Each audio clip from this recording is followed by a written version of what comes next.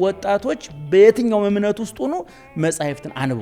አንዳንድ ባል የባረቀ ትሕትና ቤት መጥቶ ካሳይ የውጭ ወንጀል ሰርቶ መጥቷል ማለት ነው። ጤነኛ ትሕትና አይደለም እሱ። ዳዊት ልጁን ሲመክር በመጽሐፈ ነገሥት ቀዳማዊ ምዕራፍ 2 ላይ ምንድነው የሚለው? ልጄ ሆይ ሰው ሁን ብሎ ነው የመከረው። የጋብቻን ወይም የትዳርን ትርጓሜ ሚስት የመጨረሻ የባሏን ገበና የምታውቀው የመጨረሻ የሚስቱን ገመና የሚያውቁ ባል ነው። ቅድመ ጋብቻውን ነው።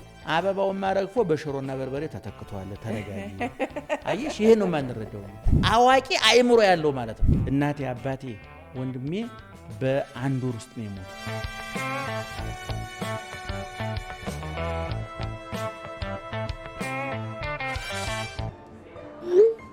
ገንዘቡ ገባ። በጀት ማድረግ አለብኝ። መቼም ጽፌ አልዘልቀውም። ይህን በስልኬ ማድረግ ብችል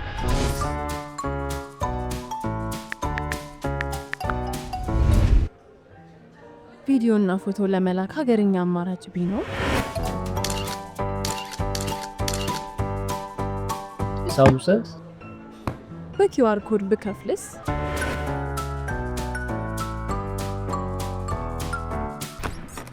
ሰላም፣ የሚገባሽን አውቀናል። አዲሱ ዳሽን ሱፐር አፕ ከች ብሎልሽ።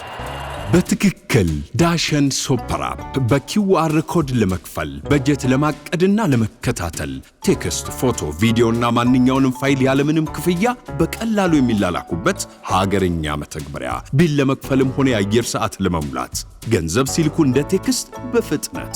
ታዲያ ምን ቀረ? አንድ እርምጃ የቀደመ ቀላል፣ ፈጣንና አስተማማኝ የላቀ የቴክኖሎጂ ውጤት በአንድ መተግበሪያ ሁሉም ይቻላል። ዳሽን ሱፐር አፕ። ዳሽን ባንክ ሁልጊዜም አንድ እርምጃ ቀዳሚ። ሰላም ጤና ይስጥልኝ። ይህ ቆይታ ከአምለሰት ጋር ነው። የዛሬ እንግዳችን አድርገን የጋበዝነው መጋቢ ሐዲስ እሸቱን ነው። መጋቢ ሐዲስ እሸቱ እዚህ ድረስ እንግዳችን ሆኖ ስለመጡ እጅግ በጣም አድርገን እናመሰግናለን።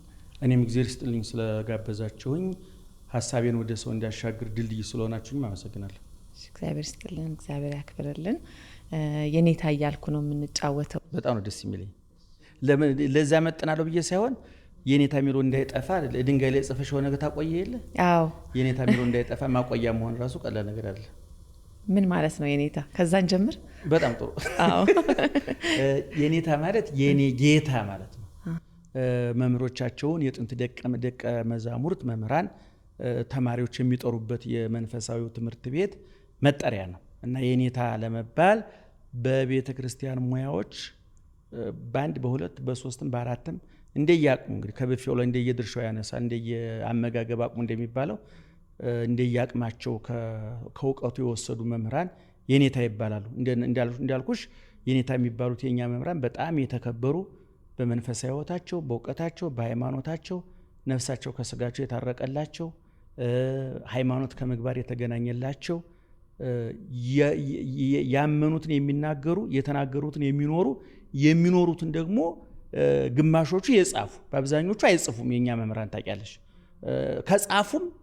ከጻፉም እዛ ጽሁፉ ላይ 3 ነገር ይጠቀማሉ። ልክ ዛሬ 60 ገጽ መጽሐፍ ጽፎ 20 ገጽ ስለራስ ነው የሚያወራው። የሚገርምሽ ነገር እነሱ ግን ጽሁፉን ይጽፉትና 3 ቅጽል ይጠቀማሉ። ህጹጸ አእምሮ፣ እውቀተ ጎደሉ ማለት ነው። ንዑሰ ምግባር፣ የምግባር ታናሽ ማለት ነው። ርቱዐ ሃይማኖት፣ ሃይማኖቴ የቀና፣ በሃይማኖት ትሕትና ያስፈልገው። ሃይማኖቴ ትክክለኛ ነው የቀና ነው ብሎ ለመመስከር ትሕትና ያስፈልገው። ምግባር ታናሽ ነኝ፣ በእውቀት ጎደሎ ነኝ። እውቀቴ ቢጎልም ምግባሬ ቢያንስም ሃይማኖቴ ግን ርቱ የቀና ቀጥ ያለ ከክርስቶስ የፈለቀ በሐዋርያት በኩል የፈሰሰ ከብሉይ ከሐዲስ የተቀዳ እውነተኛ ሃይማኖት ብሎ መመስከር ውዳሴ ከንቱ አይደለም። እንደዚህ አይነቶች ናቸው የኔታ የሚባሉት። እኛ ለዛ ደረጃ ደርሰናል ወይ? ለምሳሌ አሁን አንዳንድ ሰዎች የሞቱ ሐውልታቸው ተቀርጾ ሐውልቱን ስታይ ሰውየው ትዝ ይልሽ የለ? ልክ እኛን ስታይ የኔታ የሚባለው ትዝ እንዲላቸው የጥንቶቹ መምህራን እንዳይረሱ ድንጋይ ላይ ጽፎ እንደማስቀመጥ እኛ ላይ ይጻፍና ይቀመጥብን ብለን ነው እንጂ እውነቱን ለመናገር ለዛ አንመጥንም። የኔታ የልጅነት ጊዜው ምን ይመስል ነበረ? ወደ ኋላ ለመለሶትና ትንሽ ያጫውቱ። እንደምታውቂው እንግዲህ ኢትዮጵያውያን ልጆች ከሞላ ጎደል በሁለት ነው የሚከፈለው። ወይ የገጠር ልጆች ነን፣ የከተማ ልጆች ነን። እንግዲህ በገጠር ልጅና በከተማ ልጅ መካከል ያለው ልዩነት አሁን ሲገባኝ የቦታ ልዩነት ካልሆነ ያስተሳሰብ ያኗኗር ብዙ ልዩነት የለውም። የገጠር ልጅ አሹቅ ይበላል፣ የከተማ ልጅ አሹቅ ይበላል። ኑሯችን ብዙ የተለወጠ ስለሆነ ተመሳሳይ ነው ከሞላ ጎደል። እኔ ከገጠር ነው የተወለድኩት። አይኔን ያጣሁት በ7 በ8 ወደ 9 ዓመት አካባቢ ይመስለኛል። ወደ አይኔ እንደጠፋ ትምህርት ቤት ነው የገባሁት። ስለዚህ የኋላ ታሪኬ ከትምህርት ቤት ጀምሮ ያለ ነው እንጂ መንደር የተጫወትኩት ምን ያልኩት ብዙ ትዝ አይለኝም። ከቤተሰብ ጋር ነው ያደጉት አይደል? ቤተሰብ እናትና አባቴ። የሚገርምሽ ነገር እናቴ፣ አባቴ፣ ወንድሜ በአንድ ወር ውስጥ ነው የሞቱት በወረርሽ በሽታ። ከጥር 1 እስከ ጥር 21 ባለው ነው የሞቱት ብለው ነግረውኛል። እኔ ብዙ ያን ጊዜ እኔም አሞኝ ነበረ፣ ህፃንም ነበርኩኝ። እህቶች እንደነገሩኝ ነው። ወላጆቹን ካጡ በኋላ ከማን ጋር አደጉ? እንደ እናት ሆና ያሳደገችኝ የኢትዮጵያ ኦርቶዶክስ ተዋሕዶ ቤተክርስቲያን ናት። እንግዲህ ባንቀልባዋ አዝላ ተንከባክባ ለዚያ ያበቃችኝ እሷ ናት። እናት፣ አባት፣ ቤተሰብ ብዙ አሉኝ በተወሰነ ደረጃ፣ ግን ብዙ ቀረቤታው እስከ ብዙ አይደለም። ወደ ጉባኤ ቤት የገቡበትን ሁኔታ እስቲ ያጫውቱ። ትምህርት ቤት ገባሁኝ። የቤተ ክርስቲያን ትምህርት ለአይነ ስውራን የተመቸ ነው። እኔ ብዙ ሚዲያ ላይ ደጋግሜ ተናግሬዋለሁኝ። ዛሬ በዓለም ላይ ኢትዮጵያን ጨምሮ አካል ጉዳተኞችን የሚመለከት በጣም ብዙ ህጎች ረቀዋል። ብዙ ኮንቬንሽን በብዙ ቦታ በተባበሩት መንግስታት የተለያዩ ድርጅቶች አካል ጉዳተኝነት እውቅና ሰጥተው ብዙ የተቀረጹ ህጎች አሉ። በሰለጠነው ዓለም አንድ ፎቅ ስትገነቢ አንድ እንትን ሲዘጋጅ አካል ጉዳተኞችን መሰረት እንዲያደርግ ይመከራል። አሁን ነው ይሄ ኦርቶዶክሳዊ ተዋሕዶ ቤተክርስቲያን ግን ከጥንት ጀምሮ የአካል ጉዳተኞች ቤተክርስቲያን ናት፣ ማረፊያ ናት፣ መጠለያ ናት። ስለዚህ እኔ አይነ ስውር ነኝ። የቤተክርስቲያን ትምህርቶች በአብዛኛው ብቻ ሳይሆን ሁሉም ማለት እችላለሁ ለኛ የተመቻቹ ናቸው። ቅኔው በቃል ነው፣ ትርጓሜው በቃል ነው፣ አቋቋሙ፣ ድጓው፣ ቅዳሴው፣ ዝማሬው። የሚገርምሽ አሁን በአቡሻህሪ የዘመን አቆጣጠር ባሕረ ሐሳብ የሚባለው ቁጥር ነው። ቁጥር ደግሞ ጽሁፍ ነው። ታውቂያለሽ፣ አይን ይጠይቃል። ብዙ ጊዜ አሁን እኛ ሀገር ያለ ክርክር አለ። አይነ ስውራን እነዚህ የሂሳብ ነክ ትምህርቶች አይማሩ፣ ማቴማቲክስ ብትዩ ፊዚክስ ብትዩ አይማሩ። አይን ይጠይቃል ነው እንግዲህ መደምደሚያው። እና የቤተ ክርስቲያን ትምህርት ግን በአብዛኛው ለአካል ጉዳተኞች ለአይነ ስውራን የተመቻቸ፣ በነገራችን ለእኛ ብቻ አይደለም፣ የእጅ እግር ችግር ያለባቸው፣ ወገባቸው የተያዘ፣ በተለያየ መንገድ እጅ እግራቸውን ያጡ እጅግ የረቀቁ የመጠቁ የእውቀት ባለቤቶች ነበሩ። ምክንያቱም ሃይማኖት የአካል መመዘኛ የለውም፣ የህሊና መመዘኛ ነው። ፖሊስ ለመሆን አይንሽ ይመረመራል፣ ፓይለት ነው አይንሽ ይመረመራል። እና በቤተክርስቲያን አገልግሎ ለመሆን ግን እግዚአብሔር የዚህ አይነት መለኪያ ስለሌለው እኔም በዛ በኩል ስላለፍኩኝ መምህሮቼ በጣም ይወዱኝ ነበረ። በጣም ጥሩ መንፈሳዊ ህይወት ያላቸው፣ እውቀት ያላቸው፣ ሃይማኖታቸውን የሚወዱ፣ ስነ ምግባር ያላቸው፣ ሰው ለመባል የበቁ ሙሉ መምህራን ነበሩኝና ጓደኞቼ ነበሩ የተንከባከቡኝ፣ ልብሴን እያጠቡ እኔ ላንብብለት ያሉ እየተሻሙ የሚያነቡልኝ፣ እኔን ለመምራት የሚጣሉ ሁሉ ነበሩ እኔ ካልመራሁት እያሉና እኔ እድለኛ የሰው ሀብታም ነኝ ብዬ ነው የማስበውና በዛ በኩል ያለፍኩት ተማርኩኝ። ከዚያ ያለፈ ታሪክ የለኝም። መምህርነት ውስጥ ከዛ በኋላ የቅኔ መምህር ነበርኩኝ። ቅኔ እያስተማርኩኝ በኋላ ብሉይ ኪዳን ተማርኩኝ። ከዛ በኋላ መልሼ ቅኔ ማስተማር ጀመርኩኝ። ከዛ መልሼ ሐዲስ ኪዳን ተማርኩኝ። በፊት ቅኔ ነበር ማስተምረው። ዛሬ ግን በሰዋስወ ብርሃን ቅዱስ ጳውሎስ መንፈሳዊ ኮሌጅ ሐዲስ ኪዳን ትርጓሜ ነው ማስተምረው። ገጠር አላደግሽም አንቺ? ስለ ፍየሎች ስለ በጎች ታውቂያለሽ? የሚያመሰኩ ታውቂያለሽ? ማመስኳት ፍየሎችና በጎች ቀን በልተው ማመንጀክ። አሁን ለምሳሌ የበሉትን ነገር መልሰው አሁን ፍየሎችና ከብቶች ቀን ቅጠል ሲለቅሙ ይውላሉ። የማያመሰኩት እዛው ቅጠሉን በቆረጡ ሰዓት አድቀቀው ጨርሰው ነው እንትን የሚሉት። እንደኛ አሁን እኛ እናመሰኳም። ስለዚህ ዝም ብለሽ ውጠሽ ወደ ውስጥ ይፈጫል የምትይው ነገር የለም። ጥርስ ላይ ማለቅ ያለበት ነገር ላይ ጥርስ ላይ አልቆ ነው። ከዛ ጨጓራ ከጥርስ የሚቀበለው ያለቀለት ምርት ነው። እነዚህ ፍየል፣ በግ የሚያመሰኩት ግን እንደ አገበስብሰው ያስገቡና ማታ መልሰው ይፈጩታል። እኔ መማር ማለት ቅጠል ሲለቅሙ መዋል ነው። ማስተማር ማለትን እንደ ማመንጀክ ነው። ስለዚህ ስታስተምሪ እየተሰለቀ እየተጣራ ስንማር ዝም ብለን ያለፍናቸው ያላጤናቸው ንባቦች፣ ያላስተዋልናቸው ምስጢሮች፣ ያላስተዋልናቸው ኃይለ ቃሎች በኋላ ተማሪ ሲጠይቀን እናገኝ መልሰን እኔ እያስተማርኩ ነው ለማለት ይከብድ መልሼ እየተማርኩ ነው ብዬ ነው የማስበው። አሁን እያስተማርኩ ነው ሐዲስ ኪዳን 5 ዓመት ነው የሚፈጀው ትምህርቱ ከማቴዎስ ወንጌል እስከ ዮሐንስ ራእይ ሐዲስ ኪዳን የሚባለው 27 የሐዲስ ኪዳን ትምህርት መጻሕፍት አሉ። ከማቴዎስ ወንጌል እስከ ዮሐንስ ራእይ ውዳሴ ማርያም ቅዳሴ ማርያም ትርጓሜ አለ። ኪዳን ትምህርተ ተዋት ትርጓሜ አለ። ባሕረ ሐሳብ አለ። አቡሻክር አለ። አሁን እሱ የባሕረ ሐሳብ አቡሻክሩ በቀደም መምህር ሮዳስ እየተቀሹ እየሰማሁ ነበረ። አሁን እኛ የምናውቃት እችኛዋ እንጭልጭ አይነት መደበኛው አይደለችም። ሙያው እየተረሳ ሄዶ አሁን ጠፍቷል። እውነቱ ሙያው የለም። አሁን እኛ የምናወራት እንደው ትንሿን ነገር የቀረችውን ትርፍራፊዋን በዓላትን አጽዋማትን ትንሣኤ በዚህ ይውላል፣ ጾሙ በዚህ ይገባል የምትለውን መጠነኛ ነገር የፀሐይ የጨረቃ የከዋክብትን አቆጣጠር በመጠነኛ የሚያስጠኑ መምህራን አሉ። ያችን እኛ የሚያገኘናትን እናስተምራለን። ስለዚህ ሐዲስ ኪዳን ነው የማስተምረው። በጣም ማስተማር የምወደው ግን ቅኔ ነው። እኔ ግን ያው ቅኔ ነው ማስተማር የምወደው። ቅኔ በጣም ደስ ይለኛል። ለምንድን ነው? ምክንያት አሉት? እንግዲህ ቅኔ በተዘዋዋሪ መንገድ ስነ ጽሁፍ ነው እንደምታውቂው። እኔ ብዙን ጊዜ በኋላ እንደው ሰው ወደሚለው ሐሳብ ስንገባ እናመጣዋለን ብዬ አስባለሁኝ። ሰው ይሰራል፣ አምለሰት ሰው ይሰራል። ልክ አሁን ያለንበት ፎቅ የብዙ ነገሮች ውጤት ነው ታውቂያለሽ። ብሎኬቱ፣ ፌሮ፣ ቆርቆሮ፣ መብራቱ ያ ሁሉ ተጠራቅሞ ቅርጽ ሲይዝ ምን የሚል ስም ይወጣለታል? ቤት የሚል ስም ይወጣለታል። ሰውም እነዚህ ከራስ ፀጉር እስከ እግር ጥፍርሽ ያሉት የስሜት ሕዋሳት ተዋቅረው ነው ሰው ከሰውም ሴት ከሴትም አምለሰት ይሆንሽው። ልክ ቅኔም ሰዎችን ለመስራት ከሚያስፈልጉ ጥሬ ዕቃዎች አንዱ ነው። ስነ ጽሁፍ፣ ኪነ ጥበብ። እኔ በጣም በአሁኑ ጊዜ በጣም ከሚያሳዝነኝ ነገር እዚሁ እግር መንገዱ ልንገርሽ፣ ወጣቶች ሃይማኖት ውስጥ ይገባሉ። ኦርቶዶክስ ሊሆኑ ይችላሉ፣ ፕሮቴስታንት ሊሆኑ ይችላሉ፣ ሙስሊም ሊሆኑ ይችላሉ፣ የፈለጉትንም ሊከተሉ ይችላሉ። ነገር ግን ሰው በሃይማኖት ብቻ አይኖርም። ይሄ የማዘናጋት ስራ እየተሰራ ከስነ ጽሁፍ፣ ከኪነ ጥበብ፣ ከፍልስፍና ከነዚህ ነገሮች ተፈናቅሎ እንዴት ነው ወጣት የሚኖረው? አሁን ብዙ ወጣት ስነ ጽሁፍ የሚያነብ እንዲሁ ግጥም የሚያነብ ፍልስፍና የሚያነብ ስነ ጽሁፍ ኪነ ጥበብ የሚያነብ አሁን ዛሬ መጻሕፍት ታትመው 120 ሚሊዮን ህዝብ ባለበት ሀገር ውስጥ 5000 መጽሐፍ አሳትመሽ አይሸጥም። ይሄ ምንድን ነው የሚያሳየው?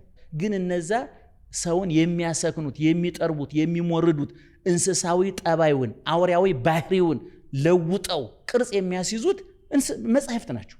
ስለዚህ ብዙ ወጣት ወይ አንድ ፓስተር ያዳመጣል፣ ወይ አንድ ቄስ ወይ አንድ ኡስታዝ ያዳመጣል። ያን የእውቀት መደምደሚያ አድርጎ የሐሳብ መስጫ ሳጥኑ ነው ይቀራል።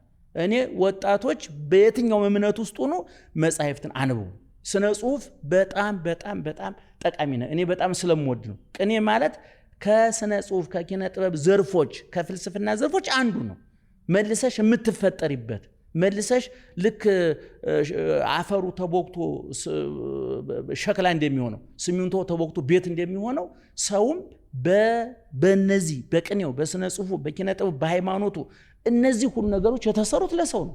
ስለዚህ እኔ ቅኔን የምወደው ስለሚያመራምር፣ ስለሚያፈላስፍ፣ ስለሚያራቅቅ ወደኋላ ትናንትናን ታይበታለሽ፣ ወደፊት ነገን ትቃኝበታለሽ፣ ዛሬውን ታስተውይበታለሽ። ራስሽ የምታይበት ማስታወት፣ ሌላውን የምትቃኝበት መነጽር ማለት ቅኔ ነው። ባህር ውስጥ የሚኖሩ ፍጥረታት ታውቂያለሽ፣ እንቁራሪትን ጨምሮ ማለት ነው። እነዚህ ሁሉ ውሃ ለመጠጣት ከባህር ውጭ እንደሚጠጡ ታውቂያለሽ። በባህር ውስጥ ነው የሚኖሩት፣ ግን ውሃ የሚጠጡት ውጭ እየወጡ ነው። በባህር ውስጥ አይጠጡም። እና ባለቅኔው ለማለት የፈለጉት ኢትዮጵያውያን በባህሩ እውቀት ውስጥ ቁጭ ብለው እንደ እንቁራሪትና እንደ ሌላው ፍጥረት የውጭ እንግሊዝ፣ አሜሪካ፣ አውሮፓ ሄድ የሌላ ውሃ ይጠጣሉ፣ የሌላ እውቀት ይጠጣሉ። የራሳቸውን እውቀት አላጤኑትም ነው ሰውየው ለማለት የፈለጉት። ሌሎችም ቅኔዎች አሉ። እንግዲህ ወደፊት ራሱን ችሎ ስለ ቅኔ እናወራለን። አሁን ደግሞ እርስዎ ደግሞ ስለመሰረቱት ቤተሰብ እናውራ። አግብተዋል ወይ? ስንት ልጆች አለዎት? እንግዲህ እኔ ባለቤቴ ቤተልሔም ብርሃኑ ትባላለች። ሲስተር ናት፣ ነርስ ናት፣ ግን እየሰራችበት አይደለም። አሁን የሚያዝያ እመቤታችን የተጋባ ነው። 13 ዓመታችን ነው። በ3 እና በ12 መካከል የሆኑ 4 ልጆች አሉ። በ3 ዓመትና በ12 ዓመት መካከል ያሉ ማለት ነው።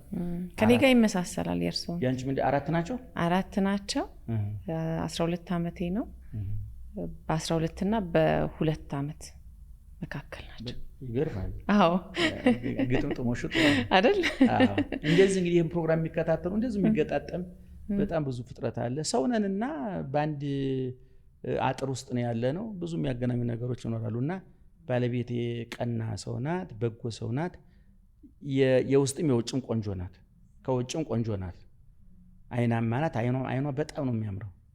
እንደውም አንድ ጋዜጠኛ ሲጠይቀኝ የሁለታችን አንድ ላይ ተልኮ ነው አልኩት። እሱ አይናማ አይኗ ትልልቅ ነው ሲለኝ አይ ሁለት በአንድ ተብሎ የኔን ጭምር ይዛ ነው። እንደገና ደግሞ የኔ አንደበት ደግሞ የሷን ጭምር፣ እሷ ዝምተኛ ናት። የሷ አንደበት ለኔ ተጨምሮ የኔ አይን ደግሞ ለሷ ተጨምሮ ነው ብዬ ነው የማምነው። ስለኔ ታይልኛለች፣ ስለሷ እናገርላታለሁ ማለት ነው። ትውቃችሁ እንዴት ነበረ? የተገናኘ ነው ቤተክርስቲያን እንግዲህ በተለያየ መንገድ ሊገናኝ ይችላል ሰው። አዎ እውነት ነው። እንደያዋዋልሽ ነው አይደለም? አዎ ለምሳሌ ጨፋሪ ሰው መቼም ቤተክርስቲያን ልጅ ሚስት ሊያገኝ አይችልም። እንደያዋዋላችን አጋጣሚዎች ደግሞ አሁን እኔ የጋብቻ ትምህርት አስተምራለሁና ለምክር የሚመጡትን ሰዎች እንዴት ተገናኛችሁ እያልኩ ብዙ ጊዜ ጠይቃለሁ። እና የሚገናኙበት መንገድ በጣም ነው የሚገርመኝ።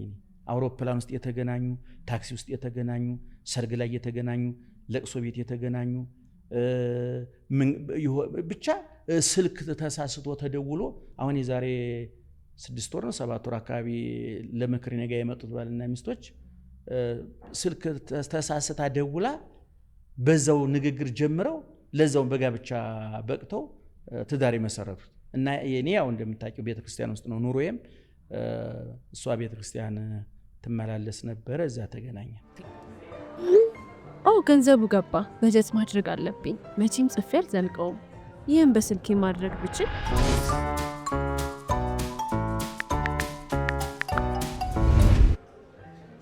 ቪዲዮና ፎቶ ለመላክ ሀገርኛ አማራጭ ቢኖር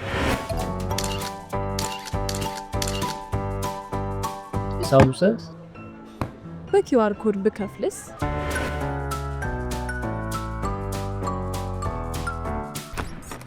ሰላም፣ የሚገባሽን አውቀናል። አዲሱ ዳሽን ሱፐር አፕ ከች ብሎልሻል። በትክክል ዳሸን ሱፐር አፕ በኪውአር ኮድ ለመክፈል በጀት ለማቀድና ለመከታተል ቴክስት፣ ፎቶ፣ ቪዲዮና ማንኛውንም ፋይል ያለምንም ክፍያ በቀላሉ የሚላላኩበት ሀገርኛ መተግበሪያ። ቢል ለመክፈልም ሆነ የአየር ሰዓት ለመሙላት ገንዘብ ሲልኩ እንደ ቴክስት በፍጥነት። ታዲያ ምን ቀረ? አንድ እርምጃ የቀደመ ቀላል፣ ፈጣንና አስተማማኝ የላቀ ቴክኖሎጂ ውጤት በአንድ መተግበሪያ ሁሉም ይቻላል። ዳሽን ሱፐር አፕ። ዳሽን ባንክ ሁልጊዜም አንድ እርምጃ ቀዳሚ። ለጋብቻ ስላነሱ በዛው አያይዘን የጋብቻን ወይም የትዳርን ትርጓሜ ሁሉም ነገር የተቀረጸው በሰው ልክ ነው ብዬሻለሁ። ሰማዩ፣ ምድሩ፣ ፀሐይ፣ ጨረቃ፣ ከዋክብቱ፣ አዝሪት፣ እጽዋት፣ አትክልቱ ከሰማይ በላይ ከሰማይ በታች ከምድር ላይ ከምድር በታች ያሉ ፍጥረታት በጠቅላላ እኛ አራቱ ባህሪያት የምንላቸው እሳቱ፣ ውሃው፣ ነፋሱ፣ መሬቱ፣ ሌላውም ነገር ለሰው የተፈጠረ ነው። ለሰው የተፈጠረ ነው። ሰውን የእግዚአብሔር እሁድ ነው መፍጠር የጀመረው፣ አርብ ነው ያጠናቀቀው። አርብ መፍጠር ሲያጠናቅቅ የፍጥረት መደምደሚያ መቋጫ ያደረገው ሰውን ነው። ቤተ ክርስቲያን ተሰርቶ መጠናቀቁ የሚታወቀው ጉልላት ሲተከል ነው። ፍጥረትም ተሰርቶ መጠናቀቁ የተረጋገጠው ሰው ሲፈጠር ነው። ስለዚህ ጋብቻ ብትዩ፣ ፖለቲካ ብትዩ፣ ኢኮኖሚክስ ብትዩ፣ ሳይንስ ብትዩ፣ ቴክኖሎጂ ብትዩ፣ ፍልስፍናው፣ ስነ ጽሁፉ፣ ኪነ ጥበቡ፣ የነበረው ያለው የሚመጣው መጻሕፍቱ ብታያቸው፣ ሃይማኖቶች ብታያቸው፣ ሁሉም ነገር የሰው ለሰው የተፈጠሩ ናቸው። ወይም ደግሞ በኋላ የመጡ ከሆነ ወይ ለሰው የተፈጠሩ ናቸው ወይ ሰው ራሱ የፈጠራቸው ናቸው። ስለዚህ ጋብቻም እግዚአብሔር የሰውን ሕይወት ለማስተካከል፣ ለመምራት፣ ለመቃኘት ከፈጠራቸው ትልልቅ ቁም ነገሮች መካከል ዋነኛው የጋብቻ መስራቹ ራሱ እግዚአብሔር ነው። አዳም ወንድ ሆኖ እንዲፈጠር ሔዋን አላመለከተችም። ሔዋን ሴት ሆና እንድትፈጠር አዳም አላመለከተም። ሁለቱም እግዚአብሔር የሚገርምሽ ነገር የወንዱ ውስጣዊ ስሜት ሴት እንዲፈልግ፣ የሴቷ ውስጣዊ ስሜት ወንድ እንዲፈልግ፣ እንደገና የወንዱ ውጫዊ አካልና የሴቷ ውጫዊ አካል ለሴቷና ለወንዱ እንዲስማማ አድርጎ ቅርጹን ያስተካከለ እግዚአብሔር ነው። ለዚህ ነው ቅዱስ ዳዊት ግሩም ድንቅ አድርገህ ፈጥረኸኛልና አመሰግንሃለሁ አለ። እኛ ተገጣጥመን አይደለ ነው እንጂ የተወለድነው ውጭ ተገጣጥመን አይደለም። ታውቂያለሽ። አሁን እዚህ ሀገር ጥሬ ዕቃውን ከውጭ አምጥተው እዚህ ሀገር መኪና የሚገጣጥሙ አሉ። ሌሎች እኛ ተገጣጥመን የተፈጠርነው ከውስጥ ነው። ሁሉም ነገር አልቆ ነው የተፈጠርነው። ለምሳሌ አንዲት ሴት ከባሏ ዘር ከተቀበለችበት ሌሊት ጀምሮ ከባሏ ጋር ግንኙነት አድርጋ ዘሯን በማህፀኗ ከተቀበለችበት ሌሊት ጀምራ ጸነስኩ ነው የምትለው አይደል? እሷ ዘሩን ከመቀበል ውጪ ዘሩን የተቀበለችበት መንገድ ራሱ እግዚአብሔር ያዘጋጀው በደስታ ውስጥ ነው። እየተደሰትን እየተዝናናን እኛ ስጋዊ እርካታ እያገኘን እግዚአብሔር ግን በዛ እርካታ ውስጥ ስራ ላይ ነበር። ካንቺ ከባልሽ ዘር ወስዶ ባንቺ ማህፀን ዘርቶ እያበቀለን ከዛች ቀን ጀምሮ አንቺ አይን ሲገጠም ጥርስ ሲገጠም ኩላሊት ጉበት ሲገጠም ትሰሚያለሽ? አሰሚም። አንቺ ትበያለሽ፣ ትጠጫለሽ፣ ትንቀሳቀሻለሽ። እግዚአብሔር ግን ስራ ላይ ነው በማህፀንሽ ውስጥ 40 ቀን ሲሞላው ያ ህፃን ተስዕሎተ መልክ ተፈጸመ ይባላል። ተስዕሎተ መልክ ተፈጸመ ለምን ማለት ነው? አጠቃላይ የሰው የሚያስፈልጉት ውጫዊና ውስጣዊ አካላት ተፈጥሮ ያልቃሉ። ከዛ በኋላ የመዳበር ጉዳይ የማደግ ጉዳይ ነው እንጂ ከዛ ከ40 ቀን በኋላ ለዚህ ነው የ40 ቀን እድል የሚባለው። ሰዎች አሁን የ40 ቀን እድል ሲባል አልሰማሽም? አትናቴዎስ የሚባል የቤተ ክርስቲያናችን ሊቅም ሲናገር በ40 ቀን በእናቱ ማህፀን ትሾመዋለህ እንዘማይ ውእቱ ታረግቦ በጥበብከ ውሃ ከወንዱ የሚወጣው ዘር ባይን እንኳን የሚታይ አይደለም። በአንቺ ማህፀን ውስጥ ያለውን አንቺ ማህፀን ውስጥ ምን እንዳለ የምታውቂው ነገር የለም። ምን እየተከናወነ ራሳችን እንኳን ራሳችን አናውቁም። ለዚህ ነው ባለቅኔው እመኒ ትሆቦ ረፍተ ወሀብተ መከራ ትሆቦ እምርእስየ ለርእስየ አንተ ትቀርቧል። ሐዘንን ብትሰጠኝ ደስታን ብትሰጠኝ እኔ ለኔ ከማስበው ይልቅ አንተ ለኔ የምታስበው ይበልጣል ማለት ወደ አማርኛ ሲመለስ አምለሰት ለራሷ ከምታስበው ይልቅ እግዚአብሔር ለአምለሰት የሚያስበው ይበልጣል ማለት ነው። ስለዚህ ልክ ከዛን ጊዜ ጀምሮ ያ ጽንስ 40 ቀን ሲሞላው ይጠናቀቃል። ምን ማለት ነው? በ40 ቀኑ ድህነትንም ሆነ ሀብትን ትሰጠዋለህ ማለት ድሃ ሆኖ ይፈጠራል፣ ድሃ ሆኖ ይወለዳል ማለት አይደለም። ሀብታም ሆኖ ይወለዳል ማለት አይደለም። ልክ በኋላ ሰርቆ የሚቀጣበትን እጅ ሰርቶ የሚበለጽግበትን እጅም ያን ጊዜ በ40 ቀን የተፈጠረው ነው። ዲዛይኑ የሚያልቀው 40 ቀን ላይ ነው። ከዛ በኋላ ግን እንትኑ ማሳደግ ነው። እየፋፋ እንግዲህ 3 ኪሎ 4 ኪሎ 2 ተኩል ምናምን እየተባለ 9 ወር ከ5 ቀን ይወለዳል። ልክ አንቺ ያንን ልጅ ልትወልጂ የተወሰኑ ሳምንታት ሲቀሩ እግዚአብሔር ያ ልጅ በማህፀን ካንቺ እየበላ እየጠጣ አልነበረም? የበላሽው ሳይጫ ነው የጠጣሽው ትንሽ ሳይለው በትብት አማካኝነት አንቺ የምትተነፍሽውን እየተነፈሰ አንቺ የምትበይውን እየበላ አንቺ የምትጠጪውን እየጠጣ በማህፀንሽ ተዝናንቶ ይኖራል። አሁን ባለኔ የማህፀን ባለሙያዎችን ዶክተሮችን ጠይቄያለሁ። እኔ ተዝናንቶ ደስ ብሎት ነው የሚኖረው ህፃኑ በማህፀን ውስጥ በጣም ተዝናንቶ ተደስቶ። እንደውም አቤ ጉበኛ የሚባል ደራሲ ታውቂያለሽ አይደል? ብዙ ድርሰት አሉት። እኔ አንድ ለእናቱ የሚል ማነው መልካም ሰይፈ ነበልባል የሚላለው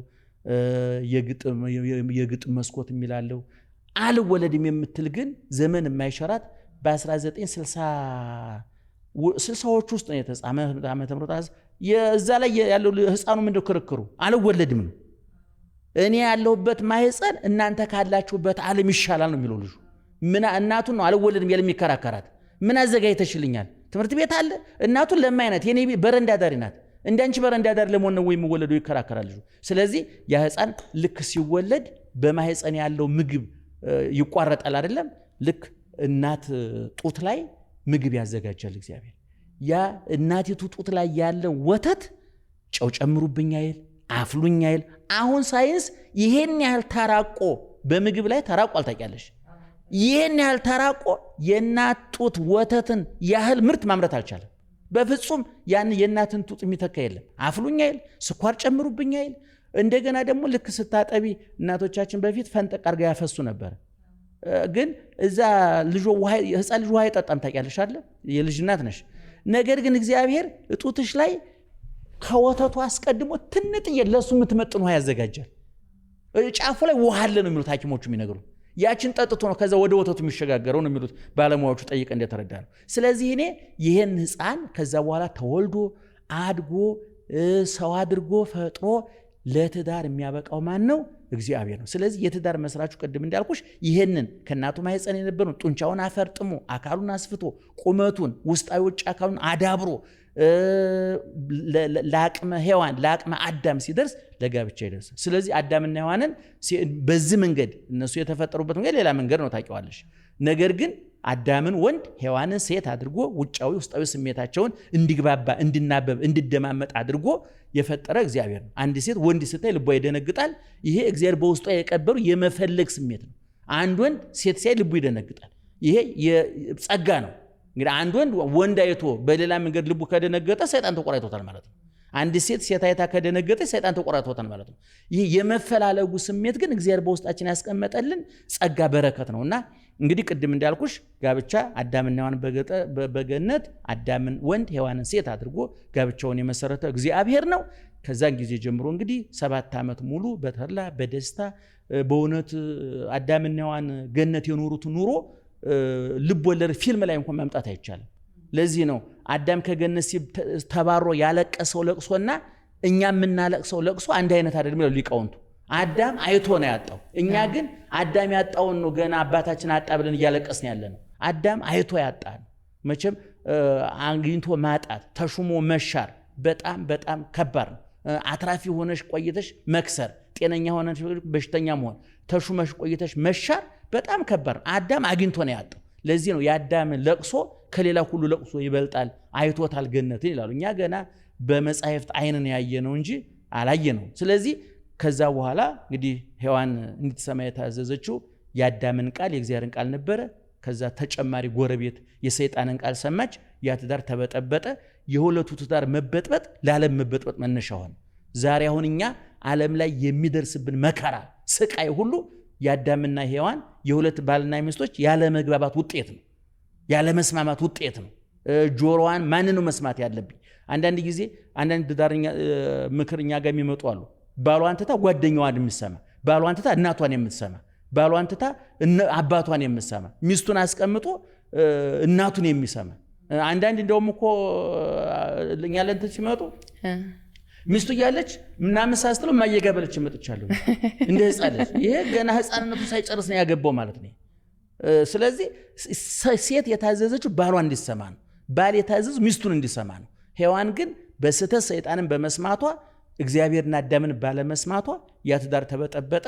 ያው እንደምታውቂው ዛሬ ዓለም ላይ ያለው መከራ፣ ጦርነቱ፣ መፈናቀሉ የሁሉ የአዳምና ሔዋን አለመደማመጥ፣ አለመግባባት፣ ያለኝ ይበቃኛል አለማለት ነው። እንግዲህ ሔዋንን እኛ ካሰች ድንግል ማርያም ሔዋንን ካሰችን የምንለው አልጠግባይዋ ሔዋን በቃኝ የምትል ማርያም መጣች። የሰይጣንን ቃል የምሰማዋ ሔዋን ቀርታ የመልአኩን ቃል የምሰማዋ ማርያም መጣችና እመቤታችን ካሰችላት። አትናቴዎስ የሚባለው ሊቅ ሔዋንና አዳምን የምንሳደብበት አፍ የለንም ብሏል። ምክንያቱም ክርስቶስ መጥቶ ክሶላቸዋል፣ ደማቸው መልሶላቸዋልና አሁን ራሳችን እንጂ መውቀስ ያለብን እነሱን አንወቅስም ብሏልና ዙሮ ዙሮ ጋብቻ ቅድም እንደ መስራቹ እግዚአብሔር ነው።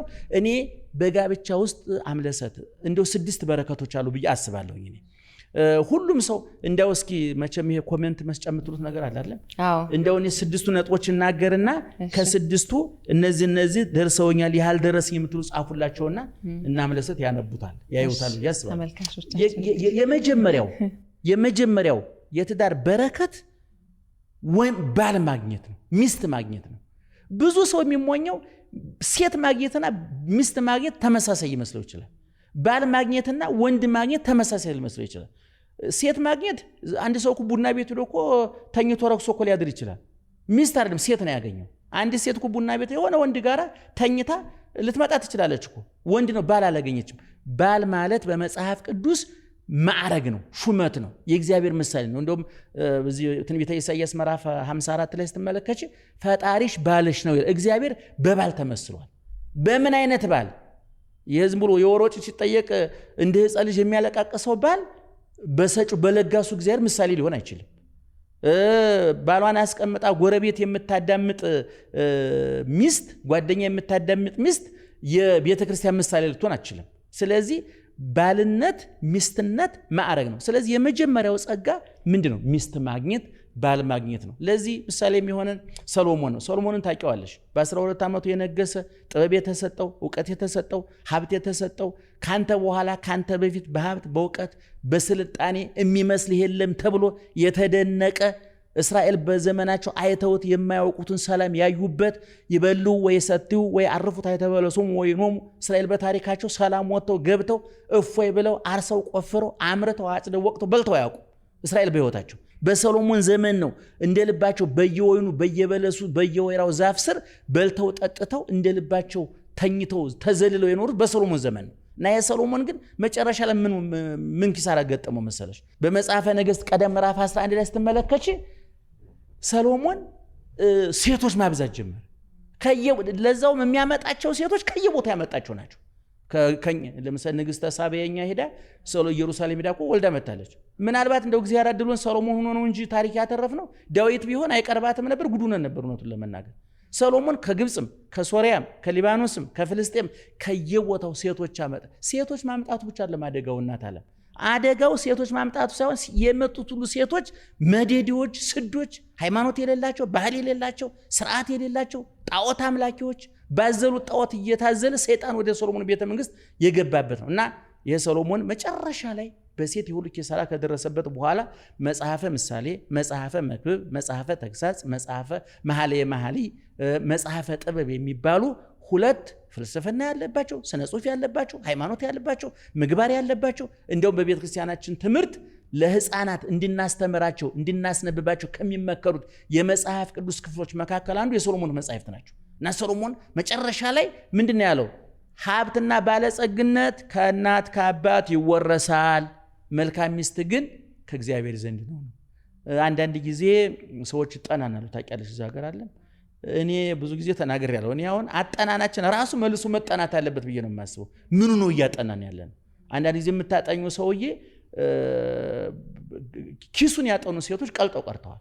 ሰውየውን ኪሱን የሚያጠኑ መልኩን የሚያጠኑ ላዩን የሚያጠኑ ሰው በጣም ረቂቅ ፍጥረት ነው። የሰውን ልብ ከማግኘት ይልቅ እንደ ቦሌ ላይ ነዳጅ ቆፍሮ ማውጣት ይቀላል። በጣም ከባድ ነው። የሰው ልብ አይገኝም። አንበሳ ለምሳሌ ያለማምደሽ እኮ አንበሳውን መቅረብ ትችላለሽ፣ ነብሩን መቅረብ ትችላለሽ። ሰው ግን 7 ዓመት አጥንተሽው በሰባተኛው ዓመት እንደ በቆሎ ንፎ ጥሬ ሆኖ ታገኘዋለሽ። ስለዚህ አጥንተን ጨርሰዋል ወይ? አንጨርሰውም።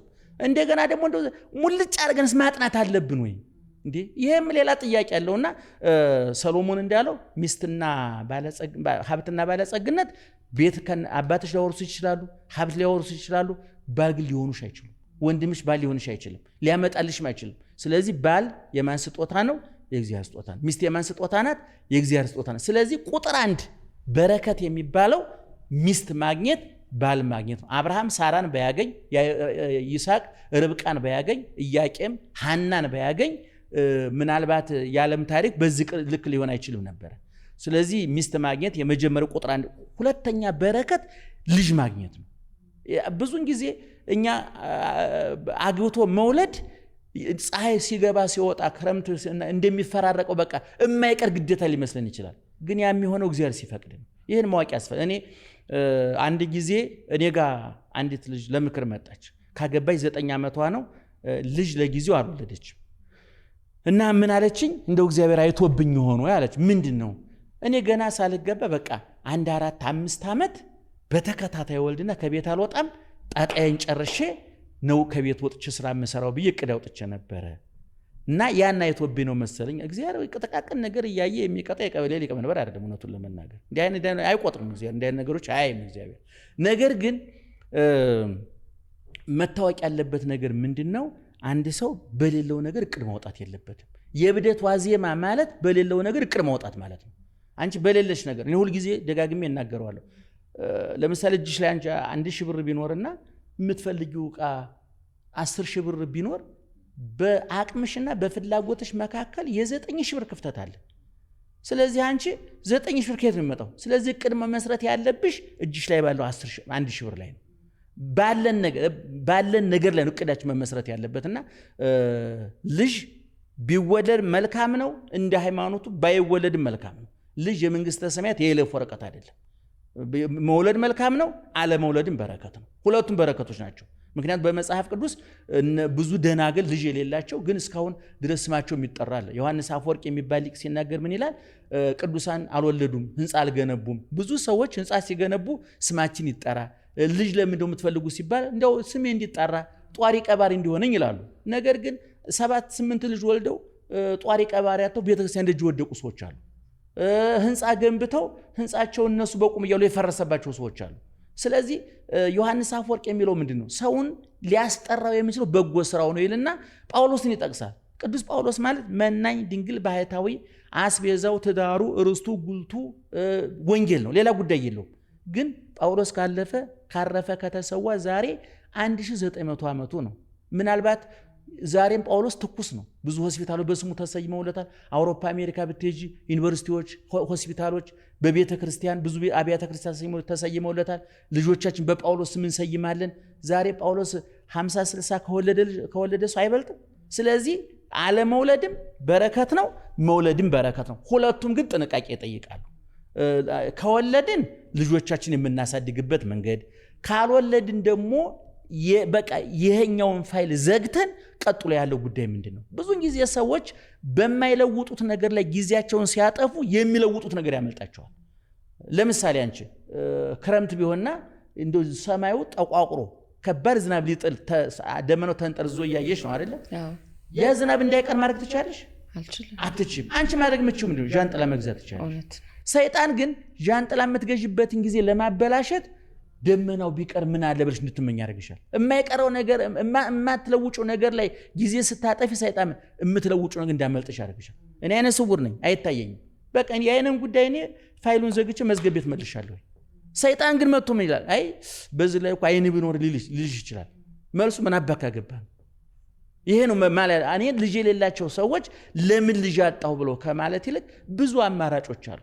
መንግስተ ሰማያት ለመግባት ስንት ልጅ ወልደሃል ሲሆን ምን ቁም ነገር ሰርተሃል ነው የሚለው። እኔ በዚህ በኩል በጣም ጠንካራ እህቶች ወንድሞች አይቻቃለሁኝ። ለእኛም ትምህርት የሚሆኑ ከቤተ ክርስቲያን የማይታጡ ከአገልግሎት የማይታጡ እግዚአብሔርን አጎደለብኝ ብሎ የማያማረሩ ጠንካራ የምመክራቸው ሰዎች አሉና ሁለተኛው በረከት ልጅ ማግኘት ነው።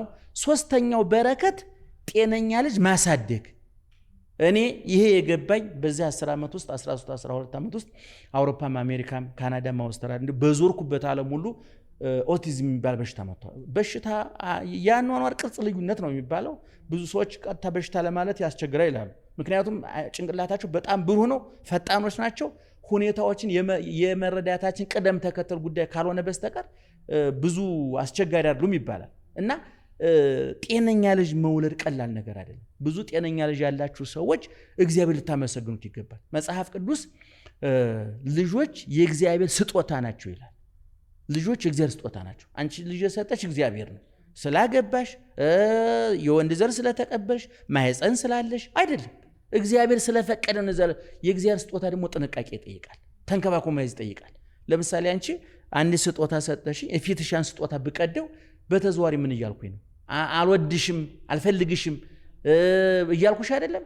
ስለዚህ ልጆች የእግዚአብሔር ስጦታ ናቸው። ይህን ስጦታ ደግሞ ተንከባክቦ መያዝ ያስፈልጋል። እንግዲህ ለዚህ አብርሃም ይስሐቅ እንዴት አድርጎ ተንከባክቦ እንደያዘው እግዚአብሔር እንዴት አድርጎ እንዲያሳየው እንመለከታለንና ሶስተኛው ስጦታ ጤነኛ ልጅ ማሳደግ። አሁንም እዚህ ላይ ሌላ ተጨማሪ ቅድም ልጅ መውለድም አለመውለድም በረከት ነው ብዬሻለሁ አይደለም? እዚህኛውም ላይ ጤነኛ ልጅ መውለድ በረከት ነው። ጤነኛ ያልሆነ ልጅ መውለድም ሌላ በረከት ነው። ጸጋ የምትቀበይበት ነው፣ በረከት የምትቀበይበት ነው። በዚህ በኩል እኔ በጣም ለጥቅስ ወደፊት ለሚዲያው የምናቀርባቸው ብዙ ሰዎች አይቻሉ። በአሜሪካ በአውሮፓ 2-3 ኦቲዝም ያለባቸው ልጆች ኑሮባቸው እንዲሁ ስቀው ፈንድቀው የሚያሳድጉ አመስግነው የሚያሳድጉ ወላጆች በእነሱ ቀን አለሁኝ እኔ ጤነኛ ልጅ ተሰጠን እግዚአብሔር ይመስገን።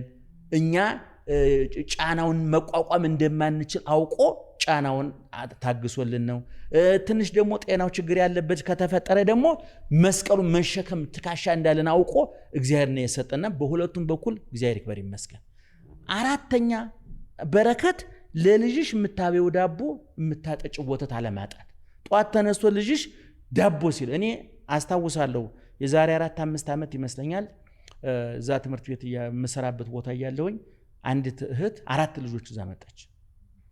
ከ7 8 9 10 ምናምን ይመስሉኛል እና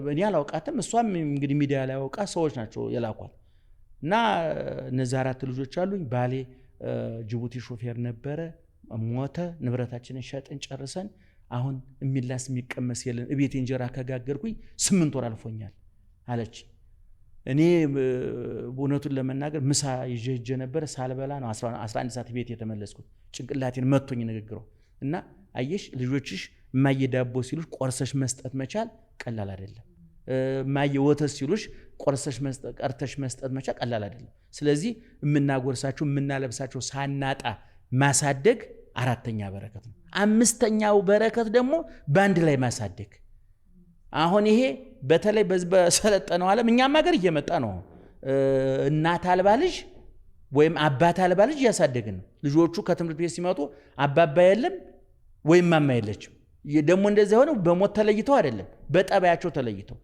ትግስት በማጣት በእውነቱ መወያ እዚህ ሀገር ፖለቲካችን ሃይማኖታችን ትዳራችን አደጋ ላይ የወደቀው የመወያየት ልማዳችን አደጋ ላይ ስለወደቀ መወያየት አንችልም ከተወያየንም ሐሳባችን ሰው ላይ ለመጫን እንጂ ሰተን ለመቀበል ሰምተን ለማሰማት አይደለም ውይይት ማለት እኔና አንቺ ተወያይተን ካንቺም ወስደዋለ ከኔም ወስደዋለ ስለዚህ ልጆችን አብሮ ማሳደግ እኔ ካናዳ ሲሄድ የዛሬ 7-8 ዓመት አንድ አካባቢ እንደው ስቴቱን አልነግርሽም አንዲት እህት 2 ልጆች አሉ ተለያይተው ነው የሚያሳድጉት እና እሁድ ቅዳሜ ልጆቹ አባታቸው ጋር ይሄዳሉ ከሰኞ እስከ ዓርብ እናታቸው ጋር እናታቸው ተቆጣጥራ በነገራችን ላይ አሜሪካና አውሮፓ በሰለጠነው ዓለም ልጅ ማሳደግ አደገው ዳቦ ማጣት አይደለም የዳቦ መብዛት ነው የምግብ መብዛት ነው ዛሬ አሜሪካ ዛሬ በሰለጠነው ዓለም ምግብ ራሱ እንደ ቦምብ የሚፈነዳው ነው መርጠሽ ካልበላሽ